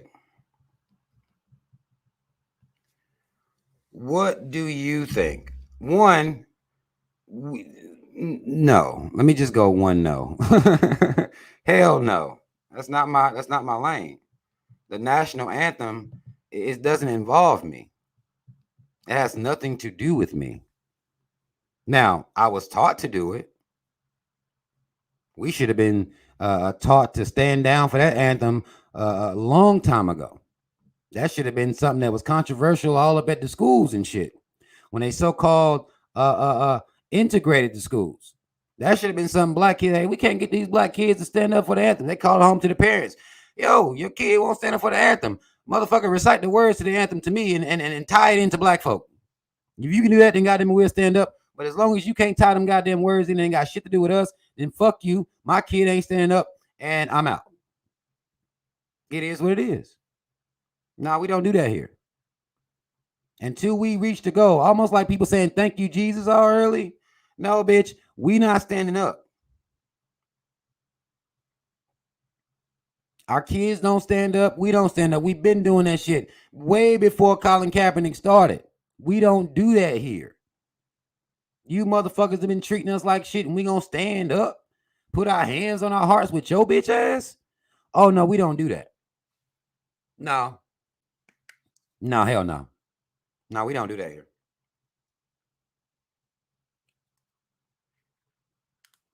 I forgot. I did know that, Ryan. Foundational Black American. I mean, I didn't think about it. Didn't connect when you were just telling me about the flags. But yeah, I know about the FBA and all that shit. I know about that. I forgot about the whole. I didn't connect it when you were just naming flags. But yeah. One nation under God. Even that one. Indivisible with liberty and justice for all. Bitch, you lying. We sitting down. Like that's all. That's the only part we had to get to. Like, wait a minute, bitch, you lying. We sitting down.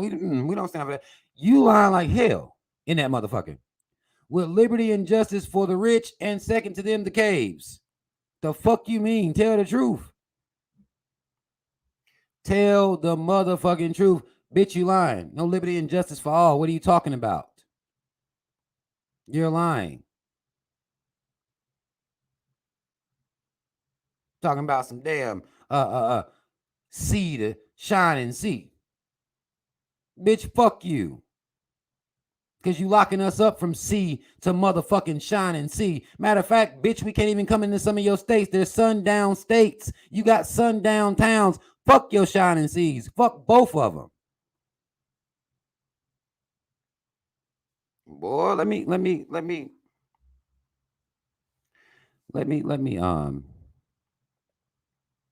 calm down, right? I'll calm down. I get a little, I'm trying to be calmer.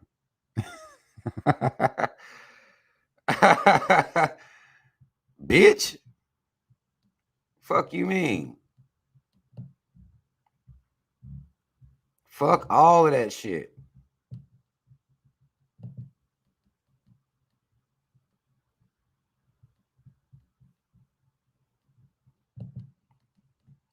Marcus Garvey says, I support no nation because people are loyal to ideals rather than humanity. The queen is still on many Caribbean dollars. That racist bitch shouldn't be on no black money. It is what it is. That racist old cave hoe shouldn't be on no black money. Now, did you see something about God damn it, what place was that? Rihanna became God damn, I don't want to say it wrong. The Republic, somebody became hold on. God damn it, this is how we can solve all this shit. So I ain't saying shit wrong.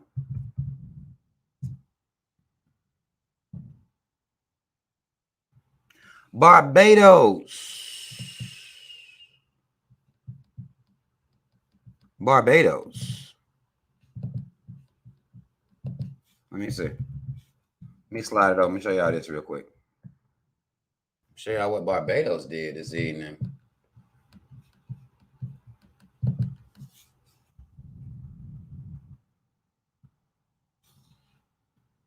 Let me show y'all something real quick. Y'all see that? Let me take this down so I can see. Rihanna declared national hero of Barbados as nation severs ties with British rule. That's what Rihanna over there doing. Becoming a hero.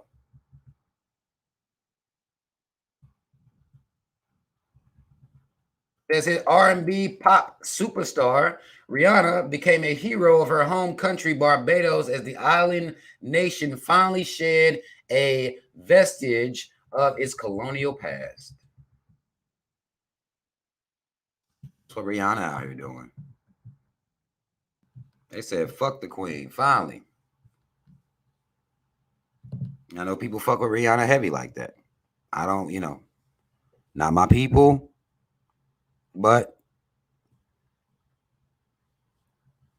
it is what it is.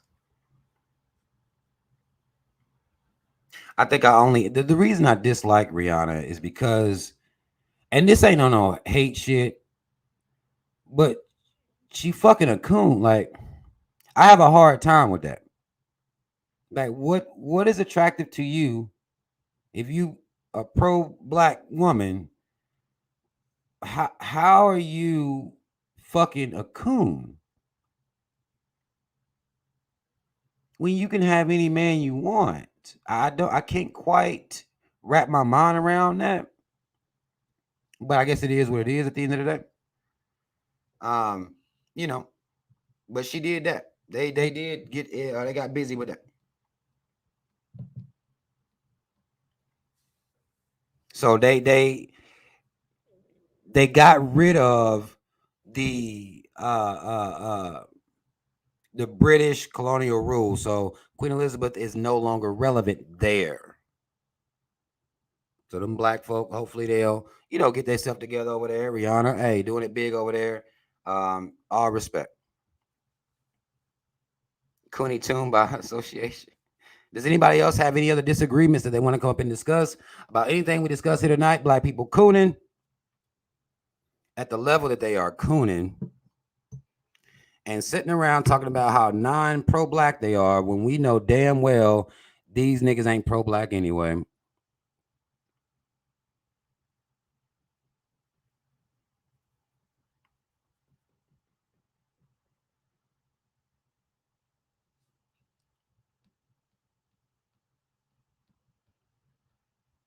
Anybody else?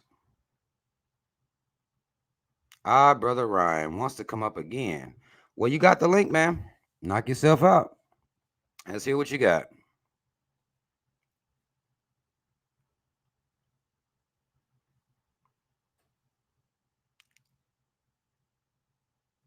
Let's hear what you got.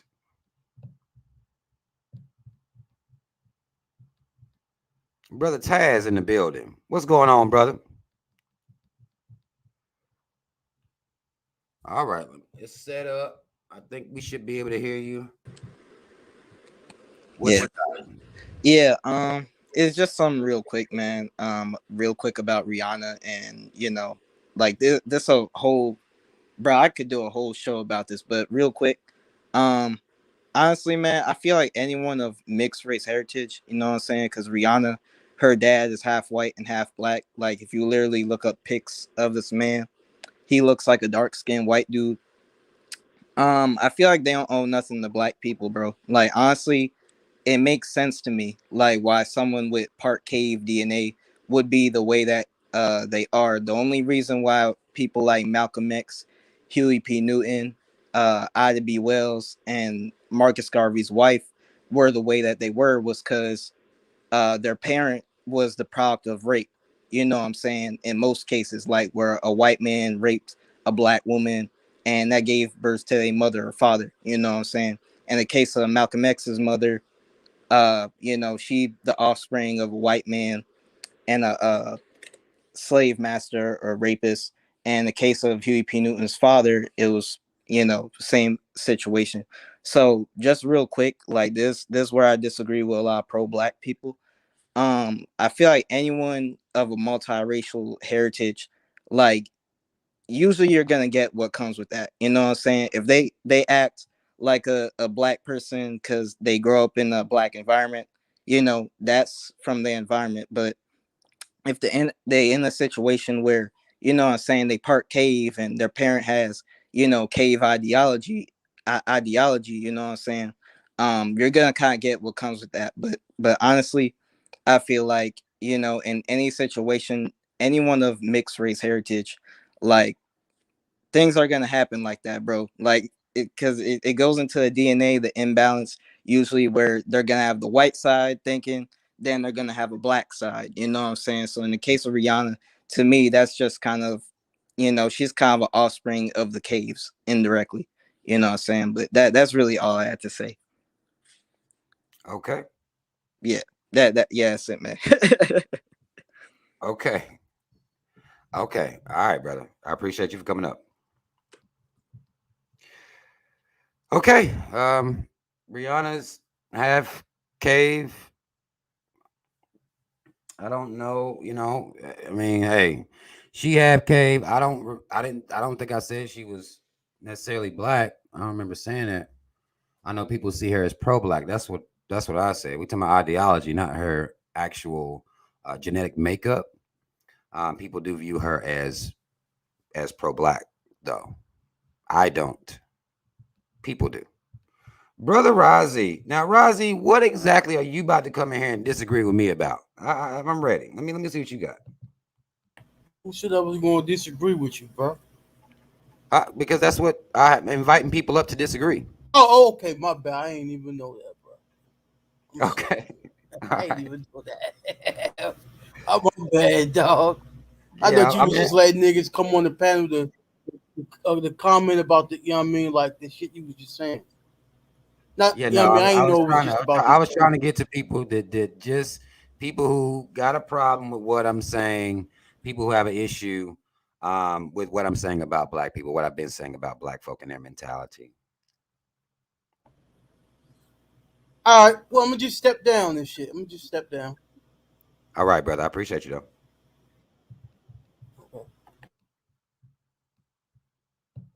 Oh, didn't mean to do that. But the future says if we're going by ideology, can a white person be pro-black? No, I didn't say I was going by ideology. I'm saying people call her pro-black. I didn't do that. I never call Rihanna pro-black. I want y'all to understand that first and foremost. Matter of fact, understand that first, second, and third, right? I didn't say that. You ain't never heard me get on the video saying that. I would never say that. I'm saying people view her as such. And thus, her fucking a coon just don't make sense to me. I didn't do it though. I didn't do that. That's not me acting like that.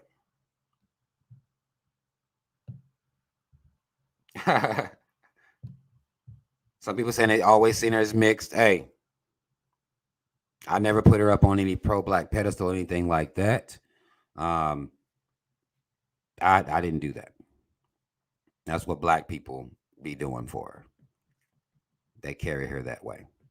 Even though I think she was, I mean, with her being mixed, I guess her laying in the caves prior to fucking with, I think, ASAP Rocky, who's a full-blown coon. Um, full-blown coon. Full fucking blown coon. I think she was fucking with some, cave leaning white man or some shit like that before that. So, you know.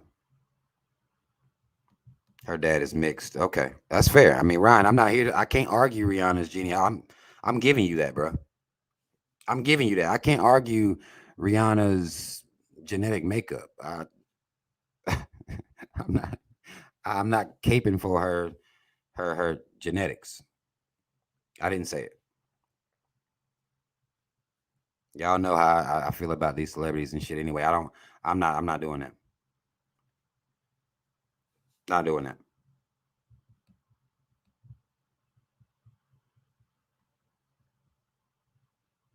Well, I mean, again, based on Better Future says, I noticed that people like her don't invest in the community. Did she put anything up specifically for black people? Based on what's being said here, she doesn't have any obligation to the would-be black community because she's not fully black. So, so she can siphon off black culture, you know, sing black music, get money off black people, but when it comes to responsibility, she's mixed. So that's a safe place for mixed people to exist, I suppose. Or maybe she's would be 75% black. I mean, whatever. Um, that's what I'm apparently that's what it is. I guess it would be the same thing with uh Colin Kaepernick, who's also, he can hold his fist up, black culture, black culture, black culture. But when it comes time to do stuff for black folk, well, he mixed, so he don't got to.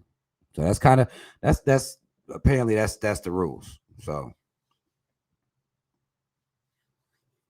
Marcus Garvey, I want you to stop yelling at me. I want you to stop right now. Like, I want you to stop yelling. I didn't say this. I'm saying apparently this is the rule. I didn't, it wasn't me. Apparently the rule is these mixed race people can be black, black, black, black, black, black, black, black, black, black, black, black, black. What you doing for black folk? They mixed. Apparently that's they mixed. They get off the hook. It is what it is. I mean, shit.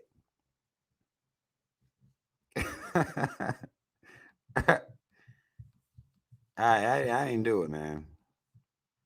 I'm innocent. You know how they be saying I'm innocent. I'm innocent as fuck. I didn't do none of this. What's going on, Isaac? I didn't have nothing to do with none of this. But I do want to know, did everybody understand what we were getting into earlier? Yeah, do people understand what it's about? What I'm talking about? The Hardy's '01 says, is it about one's skin color or, hold on, let me get to it, or one's mindset? Both. Black first, second, and third. It's about all of that. It's about both. To me, personally.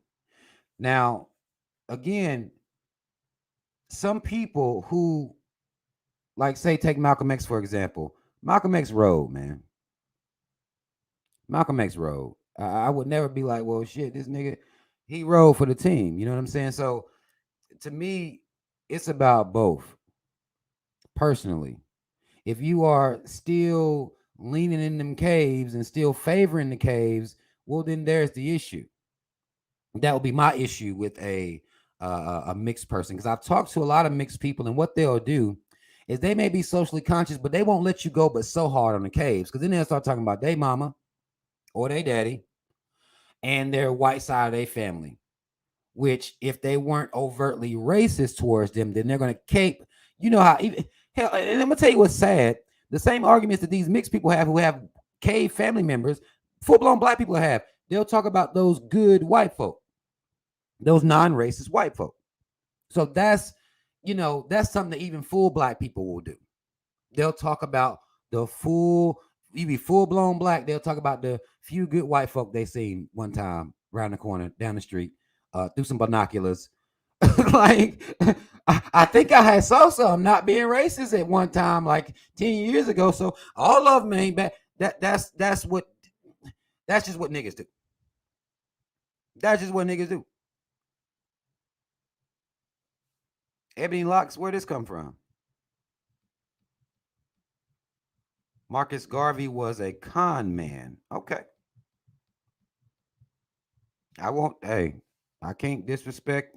Maybe Marcus Garvey might want to say something about that. I don't, I personally don't, I shrug. What my daddy? I'm not a descendant. So if you want to call him motherfucker con man and he was out here doing some shit that wasn't right, then he was doing some shit that wasn't right. I fuck with the flag he created. I fuck with that. But if he was out here scheming and scamming, then hey, it got nothing to do with me. That ain't gonna stop me from being B123. But that may be a comment for Marcus Garvey.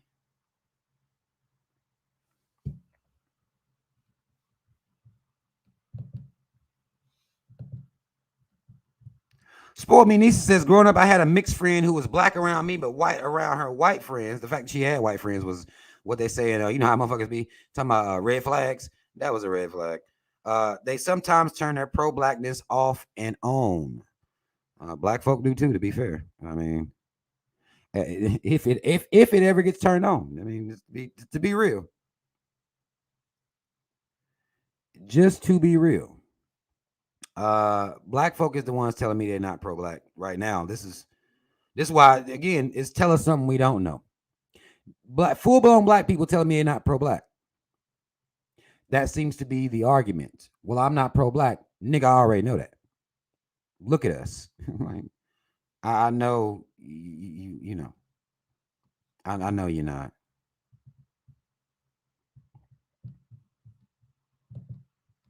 Oh shit. Look. Marcus Garvey says Garvey was an icon and a hero. Hey, I mean, y'all have to fight amongst y'allself about the life of Marcus Garvey in the comments. I'm not, I can't carry Marcus Garvey. I can't carry him. I can't carry him full blown as I do respect the flag. I respect what the flag stands for. I respect that. Ryan, I have a lot to say. Sound like you need to be making a video, bro. Skimit Ross says a whole bunch of half breeds now. We got another problem. Man, I ain't worried about no damn half breeds. I guess to me, that's not the issue I got. My issue is that niggas is coons. You see what I'm saying? I think this is, and you know what, black folk being Christian.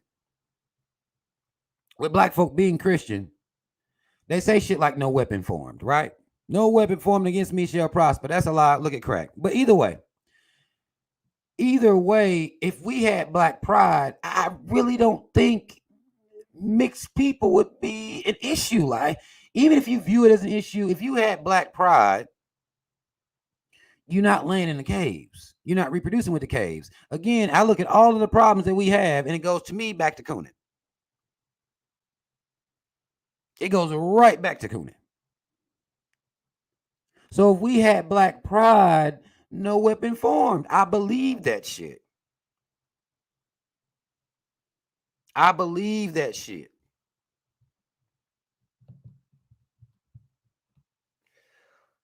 Lil It's Up says, can one be pro-black and dog black greats like Malcolm and Martin? Whole channels built on tearing down great blacks. Then those channels claims B1, etc. Man, listen. I guess you would have to figure out how one identifies their pro-blackness. Everybody is different in how they identify.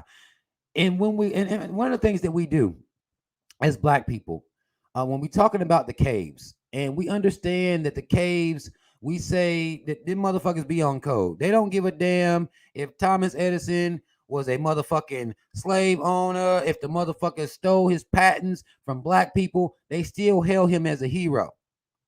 Black people, not so much. Okay, we're not going to let anybody that at least what I've noticed, our greats are going to be torn down by us. They just are going to be. Now, to me, does that make a person necessarily pro-black? I can't speak to their version of pro-blackness.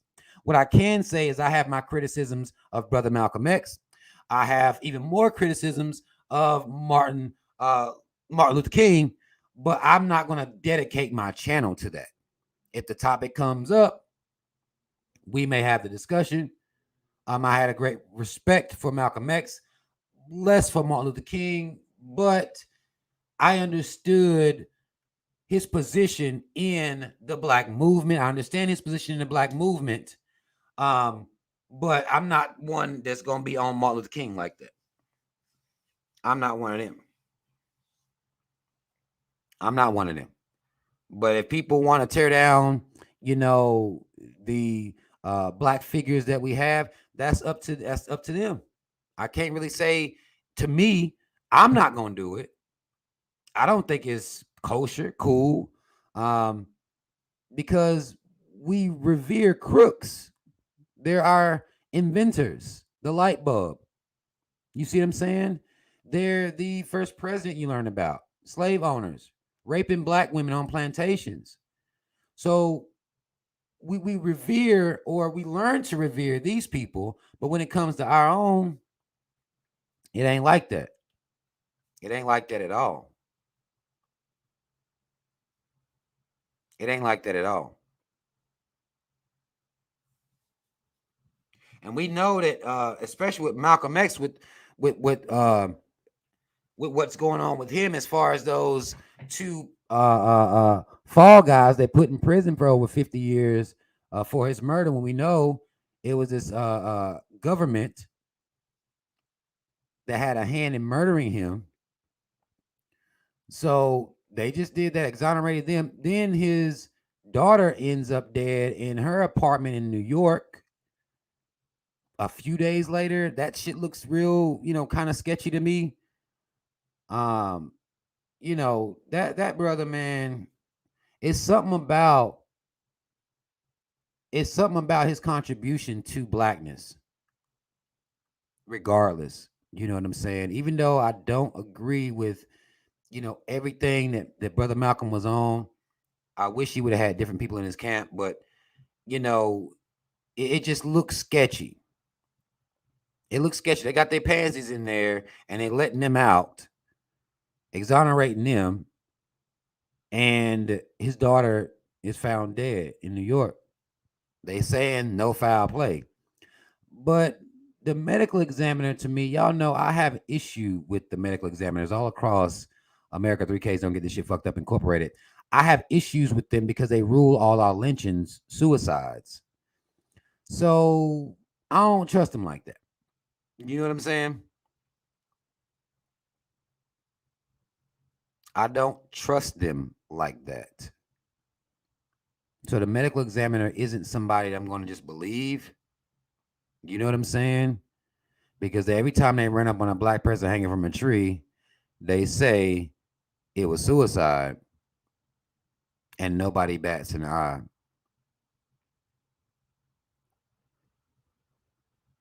Nobody. Not even black folk. So there's that.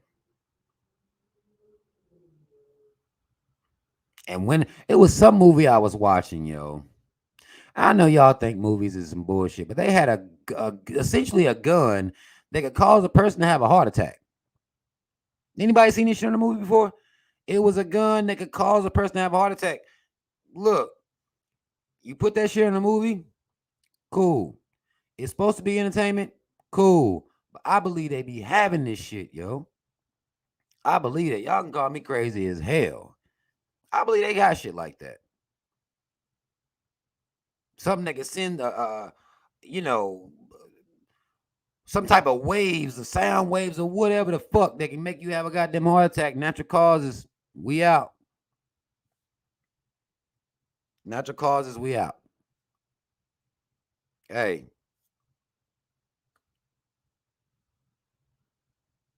I seen it on a fucking movie. I believe they got him in real life. And if you ask me, I think they might do that shit to Cochran. That's completely conspiracy theory. I believe Johnny Cochran might have got a little bit of that. I believe it. I believe it. Because he was coming. He was about to bring a case against America on the plight of black people as it pertains to reparations. That's what he was about to do. And Cochran was a beast.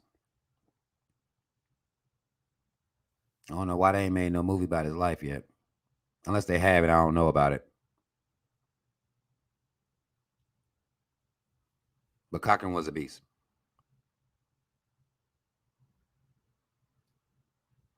So, but like I alluded to earlier, I did watch King Richard. Some of you have seen it already. I watched it last night.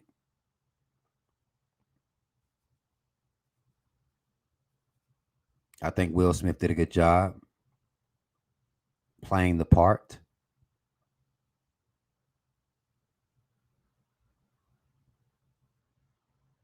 I also believe that Amanda Seals, I don't know whether she's mixing out Ryan. I don't know. I have no idea. But in my understanding, if she is black, then she's a motherfucking coon. I don't understand, man. Like we've gotten to a time where you gonna be hard pressed if you're trying to make something positive about a black man. Now, I'm not saying I agree with Richard's life. How the fuck you sit here and have a wife and kids, go have some other kids with another woman, marry her, turn them into millionaires, you a millionaire, and you don't carry your other family? I don't understand that. But that wasn't what the movie was about. It was about his workings with Venus and Serena. And if I read the credits properly, Jada Pinkett Smith had some part in production in this movie as well. I thought that was interesting. Venus Williams, of course, Serena Williams had a part in that. And Jada Pinkett Smith had something to do with it too. I found that very interesting. Wheeling that motherfucker, doing it big like he do it, getting into the role. It ain't many motherfuckers that can get into roles like with him, the type of shit that him and Jamie Foxx be on. That I don't know of a lot of other motherfuckers that can do that shit like that. Them motherfuckers be on one. Them motherfuckers be on one.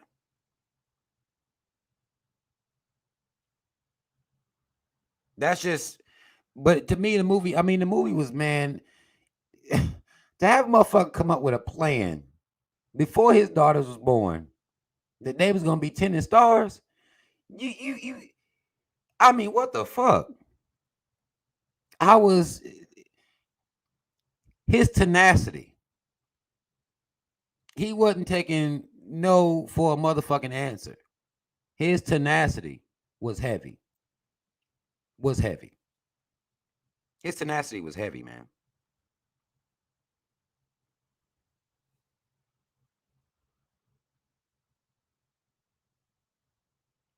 Okay, Ryan. Ryan says Amanda Seals is multiracial, so I'll just call her anti-black. Is that cool? Anti-black man in particular. Is that okay? Can we call mixed people anti-black? Because you're not gonna keep holding me up over and over again. Okay. If Amanda Seals multiracial, fine. But you said she's clearly multiracial, and I don't know how clear it would be just because she's light skinned. I don't think that's very clear unless I don't know her genetic makeup. But somebody being light skinned doesn't make them multi. I got full blown.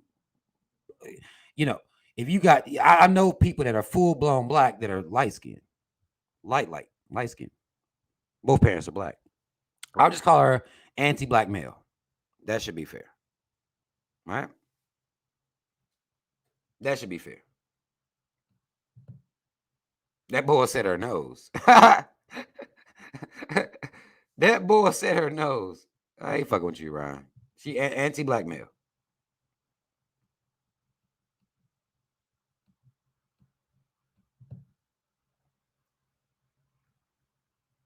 Yeah, London. We'll be going in.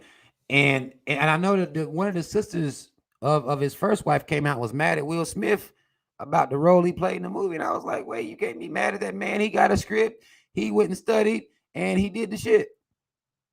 That's all he did. He did his job as an actor. He understood the assignment. That's all he did. And he did a good job. I can't knock him. I still have to watch the movie. What's that Western movie? I was just talking about that shit. It's a Western movie on fucking Netflix. Black Folk in Net. Regina King, Idris Elba. The Harder They Fall, maybe. But I need to. I still gotta watch that one.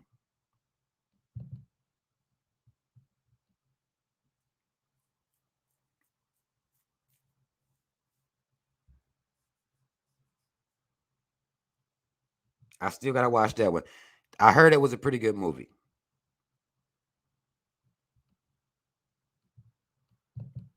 Good question. Hey,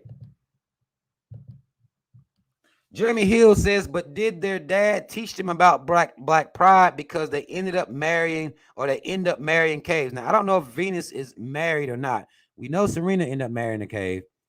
But I also know that the dad didn't go to the wedding. So I don't know whether or not it was because of that he didn't attend the wedding. Because one thing that King Richard he had issues with white folk. He didn't trust them like that. He wasn't fucking with him like that. He had a history where he grew up in an area. I want to say it was Shreveport. Did he say somewhere in Louisiana? He had some stories about shit that white folk was doing to him, and he ain't fuck with that. He ain't fuck with none of that. But then he moved out to. He was living in Compton, and he saw black men, and it was I think it was a nosy ass fucking neighbor that called the goddamn child protective services on him. That bitch. So he was in a situation where he knew, okay, these white motherfuckers be on some shit. Now I live in the hood, I'm getting pistol whipped over this motherfucker talking about fucking my 16-year-old daughter. So what the fuck? You know what I'm saying? I'm sure that shit fucked him up. Like, okay, these motherfucking hood ass niggas is talking about fucking me shit out of my daughter like this. And he was trying to protect his daughter. And they was talking about, the boy said some shit like, yo, we gonna come run a train on her tonight. And that just took him over the edge. He hit the boy with the goddamn tennis racket, and he goddamn pistol whipped his ass. You know what I'm saying? So it's like, the Caves gave him a hard time, and niggas gave him a hard time. Because he was out there with his daughters, rain, sleet, didn't matter. He was out there. He was out there getting it in. And here you go. Now later on, once that boy got shot in a drive-by, the boy that pistol him got shot in a drive-by, the hood niggas came by. Was like, I see what you're doing out here. You good now. Basically. Giving him permission to, be unharassed while he plays tennis with his daughters. I found that very interesting. Like, motherfucker, I'm not bothering nobody. Like, what's the issue? Niggas be so dumb in the hood. Boy, I'm talking about coon ass niggas. This is the level of cooning. That father ain't doing nothing out there playing tennis with his daughter. You gotta give him permission. Oh, you good. You good, man. I see what you're doing out here. Well, I should be good because I'm black. Anyway, I should be already set. You shouldn't be talking about raping my daughters because I'm black. This is the coon shit I be talking about. This is what I'm saying. Like, this shit, if we were raised with any type of code, any type of black pride, this shit, you don't do that, bro. Why are you talking about this man telling you leave his daughter alone? Why would you keep doing that, man? You don't do nobody black. Take your ass to the motherfucking suburbs and go talk to a 16-year-old white bitch like that. If you want something to do, gangster. If you bored. Take your ass to the suburb and threaten to rape one of their daughters. Hell, you can just show up there. They're going to say you raped her any goddamn way. And then kill your ass. Now, I'm going to tell you what.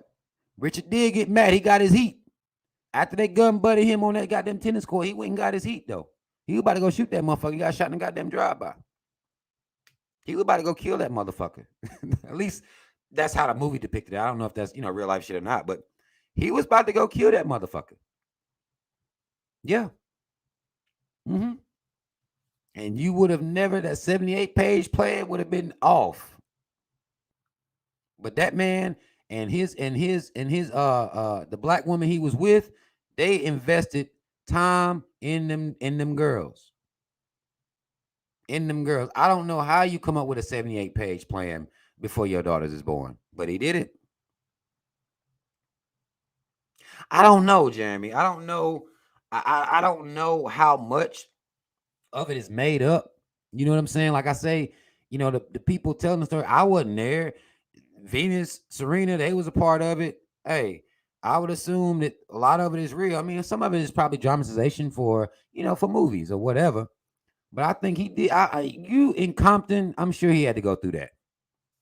I'm sure he had to go through that. But then I guess I was confused. Remember when they was at the store and that motherfucker was about to drive off on them? I'm like,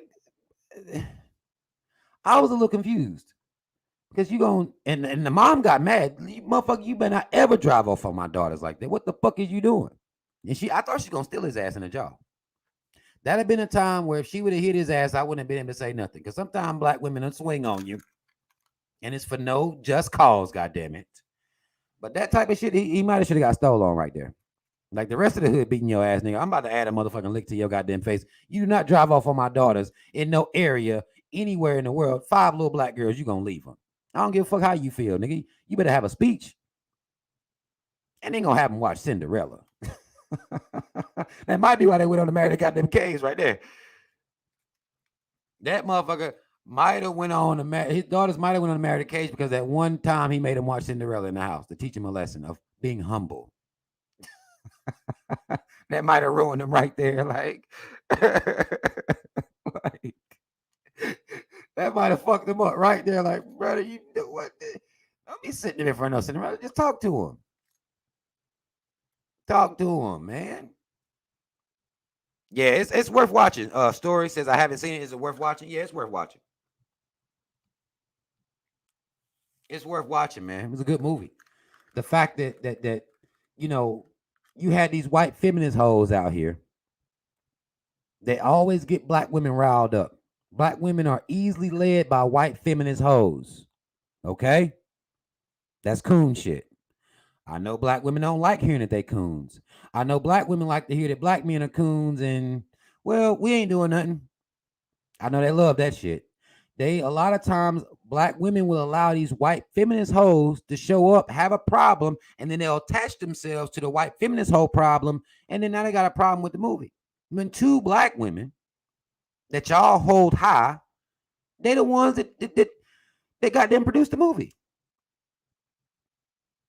So it's like y'all be letting these white feminist cave hoes lead y'all astray.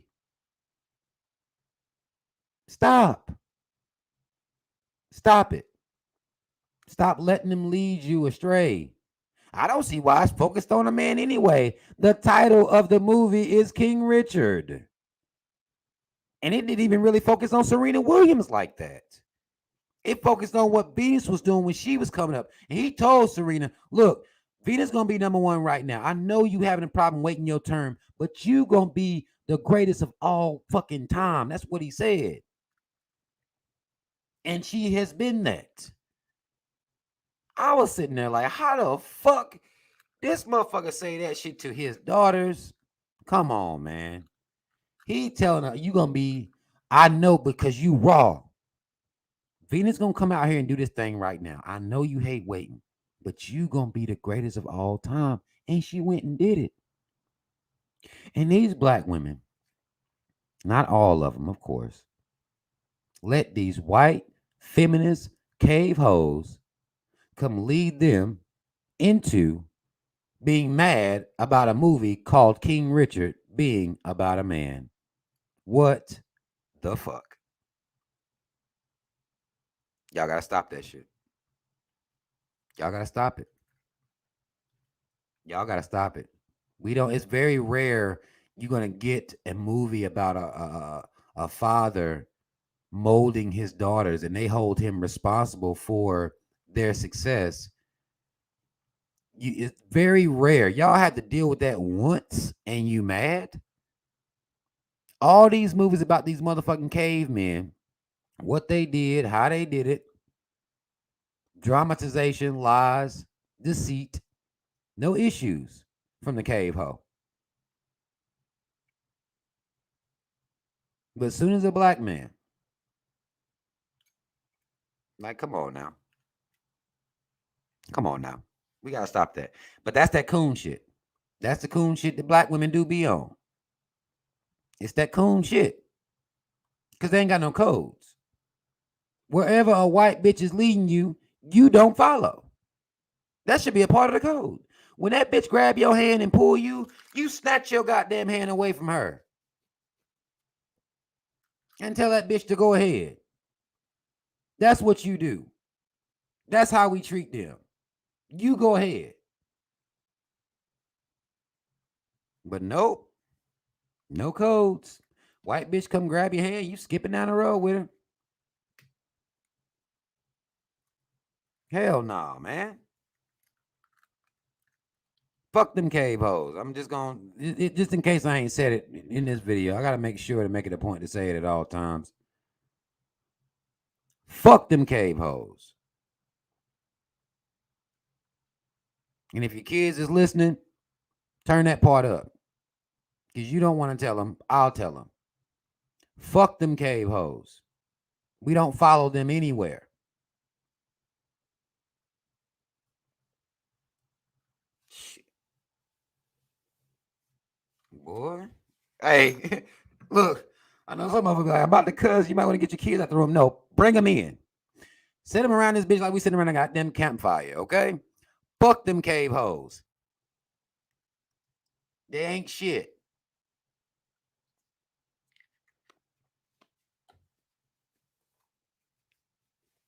That's how I feel.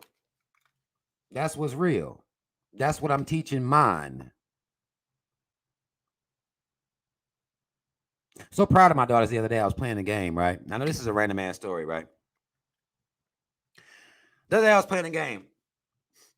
And I got into it with a black man on the game. Now, what he did was I cussed a white bitch out on the game. Okay? I cussed a white bitch out on the game.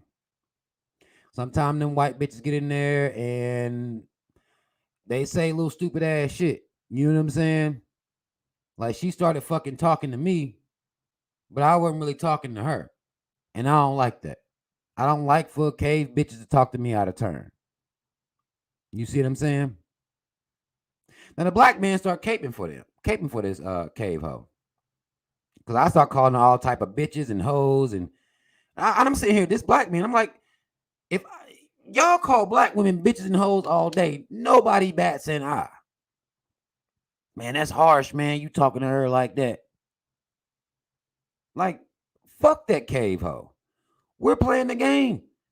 I don't give a fuck nothing about this cave hoe. Fuck her life, fuck everything about this bitch, right? Black man, man, you being harsh, man. Why you sitting there talking to her like that? Again, this is cooning. Just in case y'all need examples. I mean, I can give you many. This is coon shit. Now, at this time, my daughters was in here. And me and this black man was getting loud, going back and forth. I was like, you sitting here defending a cave hoe. My daughter's coming here without breaking a stride. Daddy, that's a coon, right? Man, boy, I could have cried. If I was a crying nigga, I might have would have broken into tears right then. I said, baby, exactly. Y'all are right. That's exactly what the fuck a coon nigga does. Defending these hoes. That's exactly what I'm teaching you. This is exactly what coons do. We don't defend them hoes. They got a whole goddamn government doing that shit for them. We don't do it. So, daddy, that would make him a coon, right? Oh, my God. Could have cried. Could have cried right there. Roll the credits. Movie over, goddammit. Could have cried right then. That's exactly what a coon is, baby. And you remember that. Because any black man you see doing that is a motherfucking coon. We don't defend caves. Mm-mm. No, we don't do that. It's a goddamn video game. I'm not nowhere around this bitch. I ain't about to murder nothing. I'm just cussing this bitch out. That's harsh, man. What? We don't do that here. Now imagine if that black man would have been raised with a code. We don't defend none of these hoes. We only defend black women. We don't defend cave hoes. The whole situation wouldn't have happened. See? That's coon shit. This is the shit we be on. I'm talking about every day.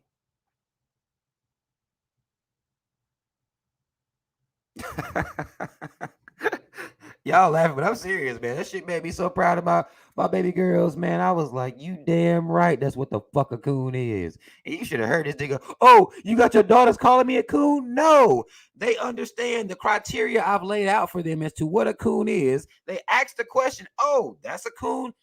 It is what it is. If you acting like a coon, that ain't their fault that they are using what I'm teaching them to identify you coon ass niggas. That's what they're supposed to do. Identify you niggas, shake their head at you niggas, and never talk to a nigga that's talking like you. What the fuck you mean?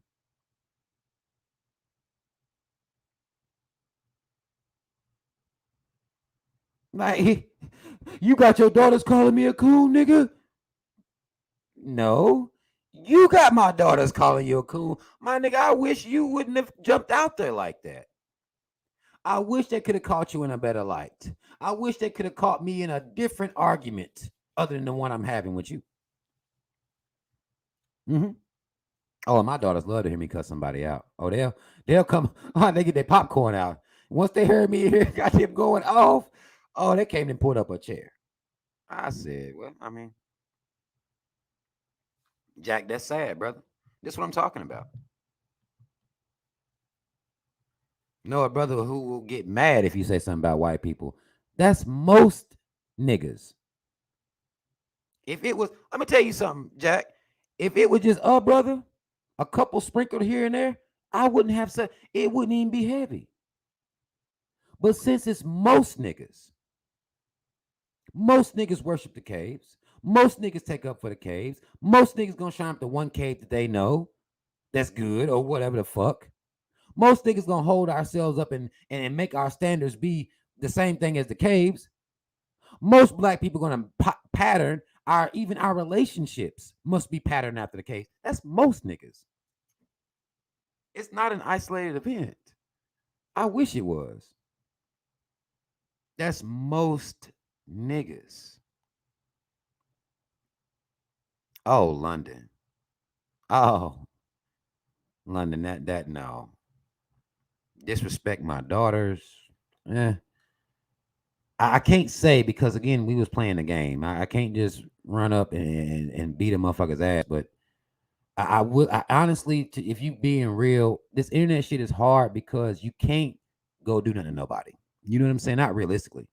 Not unless they really want to fight, motherfucker. I give you my address. I don't got no problem doing shit like that. But niggas ain't gonna show up.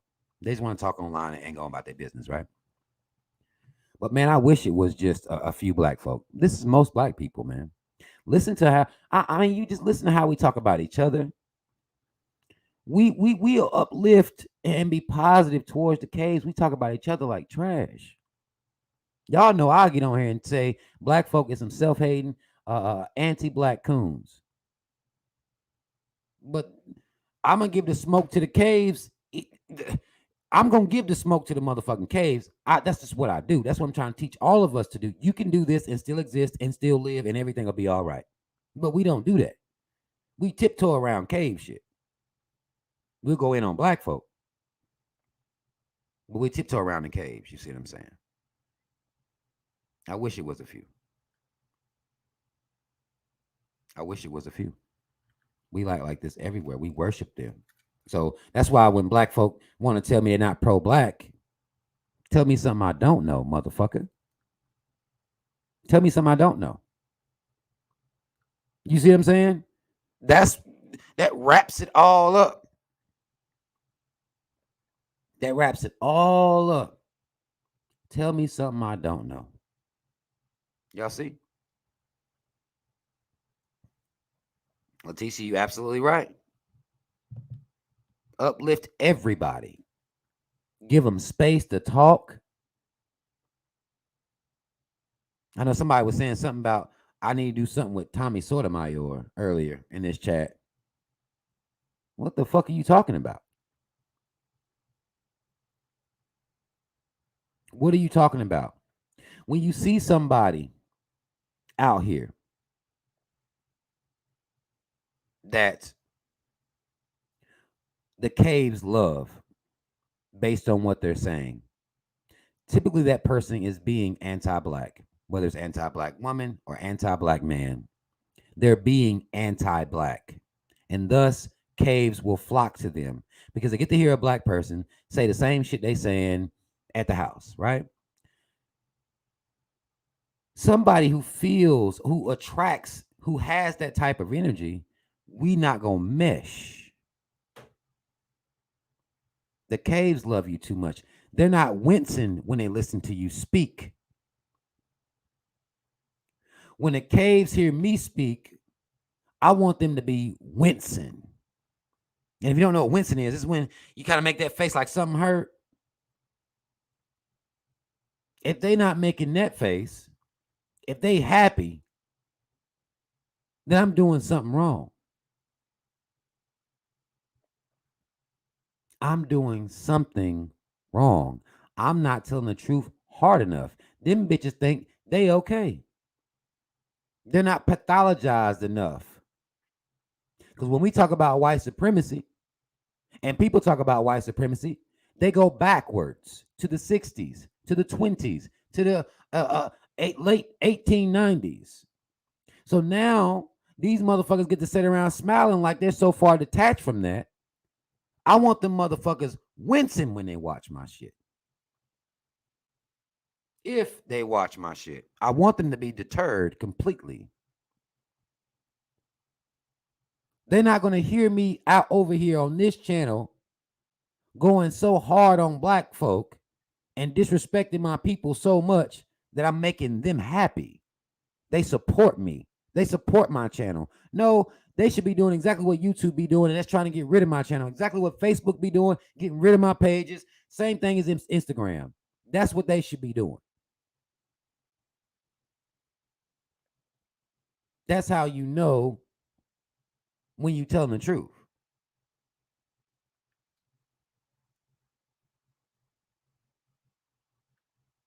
That's how you know when you tell them the truth. Now, I can't tell y'all not to respect people who attract that type of audience. I'm telling you, I won't mesh well with them. That's just me. That's just me. You people who fuck with that, I can't knock you. Like just like Ryan saying, he says that he fuck with him for exposing bad behaviors in blacks. I don't know that we need nobody to expose that. We see it. He ain't telling niggas to stop cooning. Because that's where all the bad behaviors come from. You see. At least that's my theory. All the bad behaviors come from cooning. Mm-hmm. Yeah.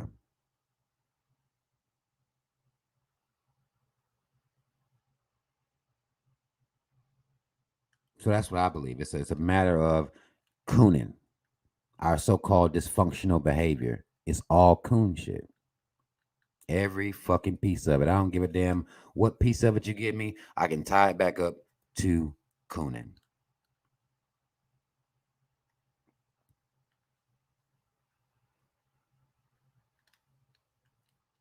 So, and that ain't no, I mean, it just is what it is. All right, Gina, you right. Gina Regina. People make any excuse to support them ones that's always tearing us down. We love it, man. We love that shit, man. It's something in us that loves it. Something in us that loves it.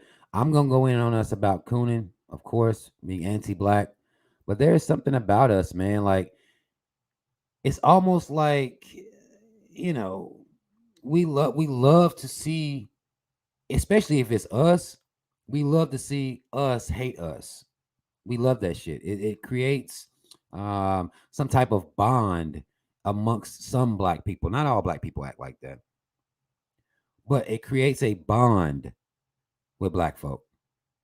If you can talk shit about black people all day long, belittle black people, demean black people, talk about, ghettoized behaviors, talk about black women being undesirable, talk about black men being undesirable, talk about black men and black people being criminal. It makes us, I don't know, it's something about it that makes us feel good.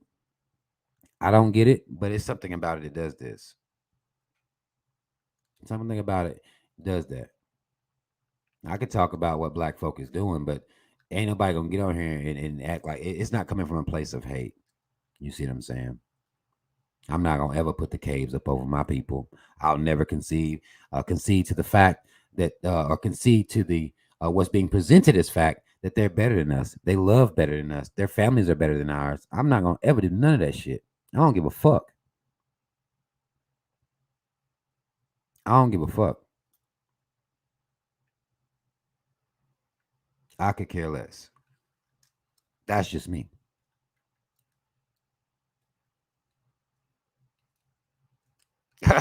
Ryan said the truth is the truth no matter who speaks it, Robert.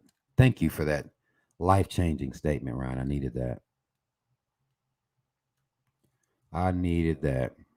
I appreciate that knowledge. All right, come on, bro.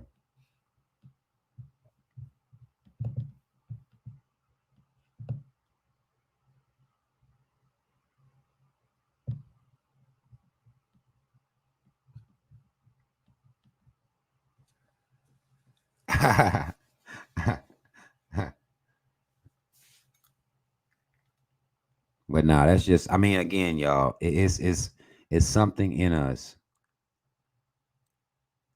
that drives us to that negativity. And we got to figure out what, I mean, I guess we don't have to figure out what it is. I know it's some coon shit. It's that little coon in there getting fat, getting fed off all that bullshit, spitting all this fucked up ass rhetoric about, each other, making our lives more disposable than they already appear to be. And when you see people that are minimizing black people, because black folk like to act like we spiritual, right? Black folks something else, be lying like hell, lying like hell. But like to act like we so spiritual, but then we spew out all this negativity and fucked up shit about our own people. And then when the cave's down there rubbing their hands together, like, yeah, they don't even care about each other. We can kill one of these motherfuckers, right? It looks like about the time, right? It's Wednesday. We can go ahead and kill one of them real quick. They don't care nothing about each other anyway, right? We can go ahead and knock one of them off real quick. We put out this energy about us.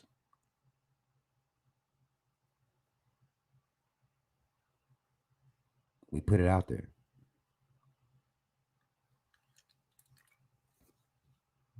But claim we spiritual.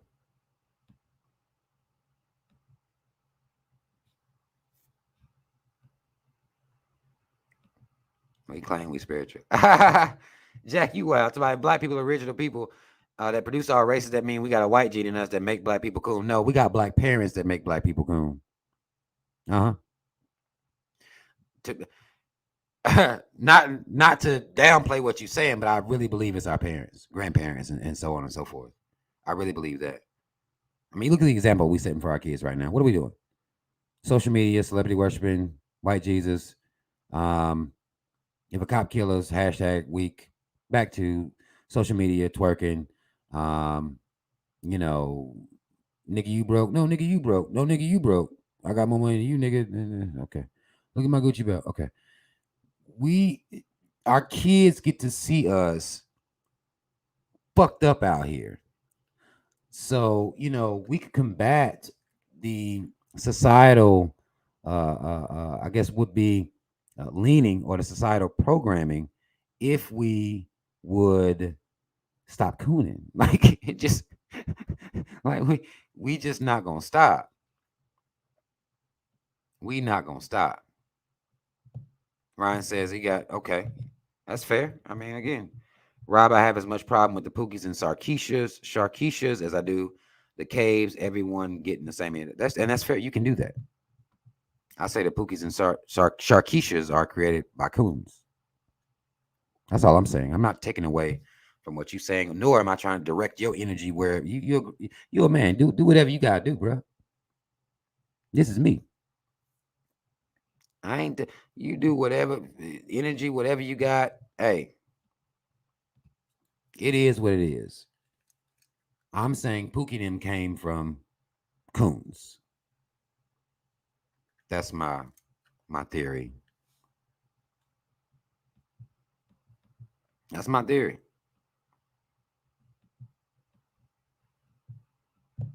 See, we talk. I think Jack. We talked about that before you got here. Says I feel you because my parents never taught me anything about what black people go through. You're not gonna. They're gonna. Black parents gonna try to protect you and shield you from going through what black people go through because they coons. They think that they can shield you enough to where you'll never go through it because they coons. They believe they can raise you a certain way that's going to prevent you from ever going through and dealing with any type of racism.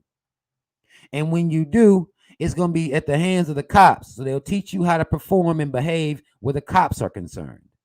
Cower, cower, cower, comply, comply, comply. That's all they teaching you. And they think that's keeping you safe. You see what I'm saying? That's what our black parents do. They think they're keeping you safe by shielding you from the realities. I argue with black folk all the time about how they protecting their black children by lying to them. By simply, I'm talking about basic lying. You're lying to them. That's not protecting them. That's them creating a fantasy world in their mind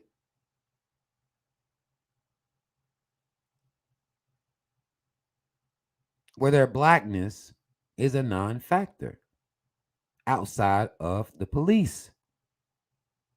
That's the only time. And we got to do better about that, man. We got to do better about that. We have to.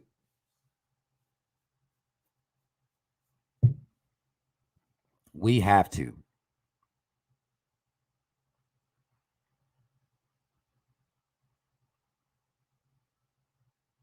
And the more black people come out here and denounce pro-blackness, like we don't already know, that's how you know. I don't know whether people saying it for shock value or to be contrary, but it's just like everybody knows you niggas ain't pro-black. Everybody knows. You've shown it time and time and time again. Tomorrow you gonna show it. I know it ain't even time yet. Next week you gonna be showing it. We know you not pro-black. A lot of you these motherfucking YouTube niggas. I ain't pro-black. We know. You couldn't stay the course. You made it about money.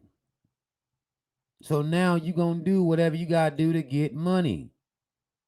You gonna talk about this metamorphosis you went through to change from you being pro-black to you being a fucking coon now.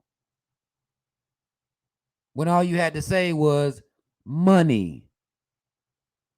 Cooning for money.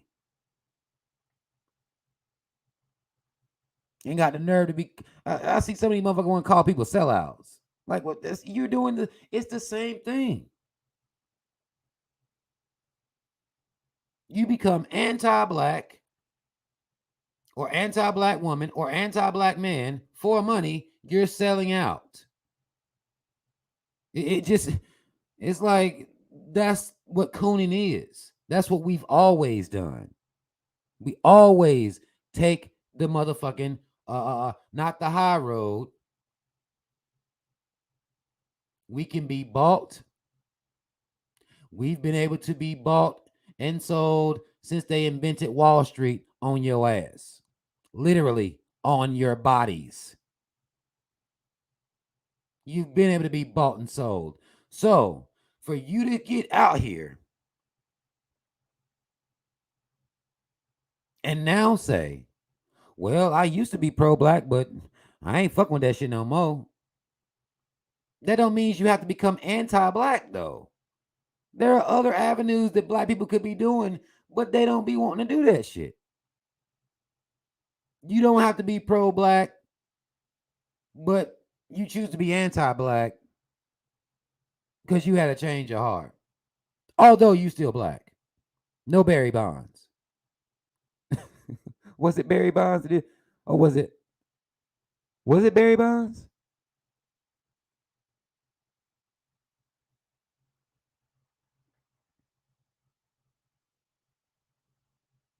You still black.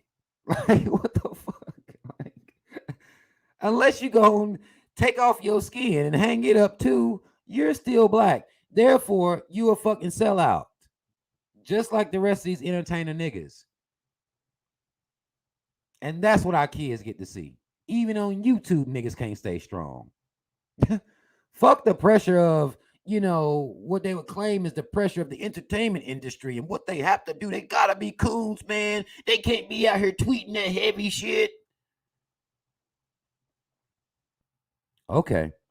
Even niggas on YouTube. The excuses that black people come up with to be coons is ridiculous. Niggas on YouTube, niggas at the grocery store, niggas up at the job, niggas at the office, lawyer niggas, judge niggas. Every nigga in the world got an excuse. You don't have to tell me you're not pro-black. I already know. It wasn't Barry Bonds. It was Sammy Sosa. Thank you, Marcia.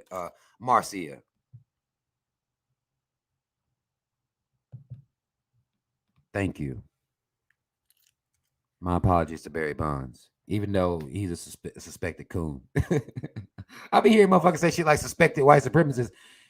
Niggas is suspected coons to me. Like, goddamn it, we got to, because I don't suspect white supremacists. Like, I don't suspect that. But coon, oh man, suspected coon until proven otherwise. Barry Bonds. But Sammy Sosa's the one who bleaches motherfuckers' skin, right? But I don't understand. At every level, black people have an excuse to coon. I can't be doing that. I got to get my views and likes up. I'll get more popularity if I come out here and be anti myself. And look at YouTube. Yes. You know how Caves is. Yes. You're right, nigger. That's exactly the point I wanted you to come to. As they high five all the other caves in the room. Yes. That's the little cave, yes. Yes. You know how niggas animate. Hell yeah, my nigga. Not the cave. Yes. You niggas is. Tell us something we don't know. That's my challenge to black folk. Tell us something we don't know.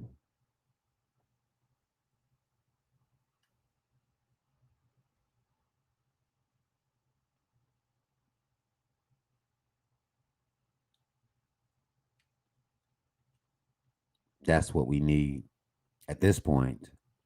You denouncing pro-blackness, you choosing to be anti-black, you choosing to be individualistic, you choosing to chase the bag. We already know this. We know what your choices are. We know the path that all you niggas choose. And it's not something to brag about like you think. I mean, if majority rules, I guess maybe, it is something to brag about, but don't nobody really give a fuck. Mad love to Xavier.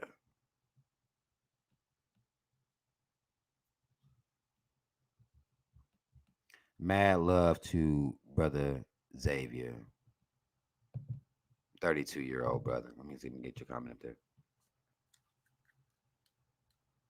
Been fucking with me since '09. Mad love to you. I hope in all these years you can hear me in your head a little bit whenever you about to do some coon shit. That's how I know. That's when that's that Jedi. That's the shit that we gonna have to have as black folk.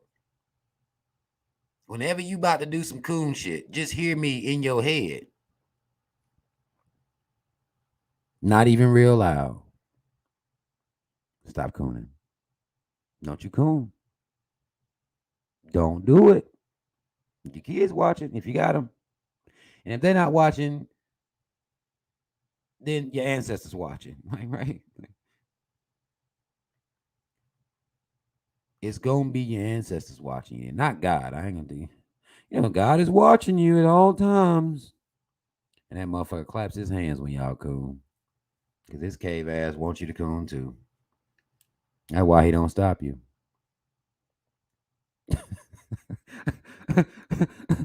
That's why he don't stop you. Here it be 1, 2, 3. We trying to get our minds all in the same place. I want y'all to hear my voice when you about to do some coon shit. A motherfucker almost got me the other day. He tried to trick me into arguing with him about football. He about to he almost tricked me. He almost got me. What you think about brother Cam Newton, man? That black man down there going back to Carolina. Tried to trick me because he threw in black man. You see what I'm saying? He threw in black man. He almost got me. But without fail. I said, man, Cam Newton, goddamn coon. Mm-hmm. Sure did. Maybe we can throw the word suspected out there now. But I don't know with Cam. I mean, he might be full-blown coon. I don't know. I don't trust these niggas. Not when it comes to that type of shit. No, he tried to get me, man. Us black men got to stick together. That's nice. You know, theoretically speaking, that's beautiful. But when the fuck did Cam Newton stick with you? Like these niggas, I'm gonna tell y'all something. Sports niggas is crazy. They'll create friendships, like partnerships in their minds. Like when the fuck did Cam Newton talk about sticking with you? What was I? When did this happen? He's never thought about sticking with you. And I was on the game the other day. The niggas were arguing about college football, like even college football. I know stuff I don't want to know because niggas be yelling it. Man, Ohio State lost to Michigan. I don't want to know that, but I know it. Mm-hmm. Ohio State lost to Michigan. Yeah, niggas was mad. Something is wrong with sport niggas. That's the level of cooning that we've talked about. You see, we've talked about that level of cooning. Something's wrong with him. I believe that in my heart. But y'all, I'm about to get the fuck off here. This live was damn near 3 hours. I've been running my motherfucking mouth. And I hope that you take heed to what was said here. At least take it into your mind. You know what I'm saying? I told you again, if you need a boost, a Black Power boost, that channel is Transit. I'm gonna tell you the channel again. Hold on. It's called Transatlantic Productions. Gives me a boost every time. I get mad for our ancestors because many of them have passed away and they gave their lives trying to tell you niggas to stop cooning. That's what they did. They wasn't selling out for motherfucking money and shit like that. They gave their lives trying to tell you niggas how not to be coons. And you didn't give a fuck. I've been new. Jack talking about they saying Kwame turning out to be a coon. He has an American flag right there by his face. I just, eh, I mean, I don't know what else to say. Man flying an American flag, wearing Duck Dynasty camouflage. I mean, I wouldn't be surprised, but it is what it is. It is what it is. See? But I do hope. Now, what I'm going to do with this live is I am going to put this. I'm going to take this live off of here and put it up on my Patreon. And I need people who are subscribed to my Patreon before I get off here. I need people that are subscribed to my Patreon to hit me up with some emails. My email address is in the description box. Email me some things you guys may want to discuss, even if it's not necessarily so-called, would be conscious stuff or whatever like that. If you got some questions and stuff like that, I've got some stuff, and I'll be using that, to kind of get it in with my Patreon supporters.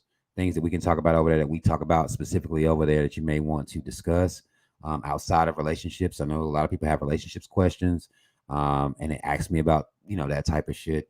But just let me know if there's something that you guys want to talk about, a movie y'all might want to watch, a show, anything like that. We're gonna be able to be a little bit more relaxed and chill over there. We'll be able to get it in like that. But y'all just hit me up in my email. It's in the description box, but it's at Team Rob B123 or Team Rob B123 at gmail.com rather. That's what it is. Okay. So y'all subscribe to my Patreon if you haven't already. We'll be getting over there. I'm gonna put this live up over there because I know people out here ain't really got no interest in this type of shit. They really don't. Black folk, we ain't got no interest in this. So we'll see y'all on the next one. Again, y'all send me these emails, send me clips, reviews, whatever y'all want me to do. Y'all send that to me, and we're gonna get it in from a B123 perspective. All right. Mad love to y'all. Y'all get y'all some rest tonight. Y'all get y'all some rest. And hopefully next time, hey, everybody will still be here. Everybody will still be motherfucking in that same mindset. And we'll be getting stronger together as we go along here. All right. Mad love to y'all. I'll see y'all on the next one.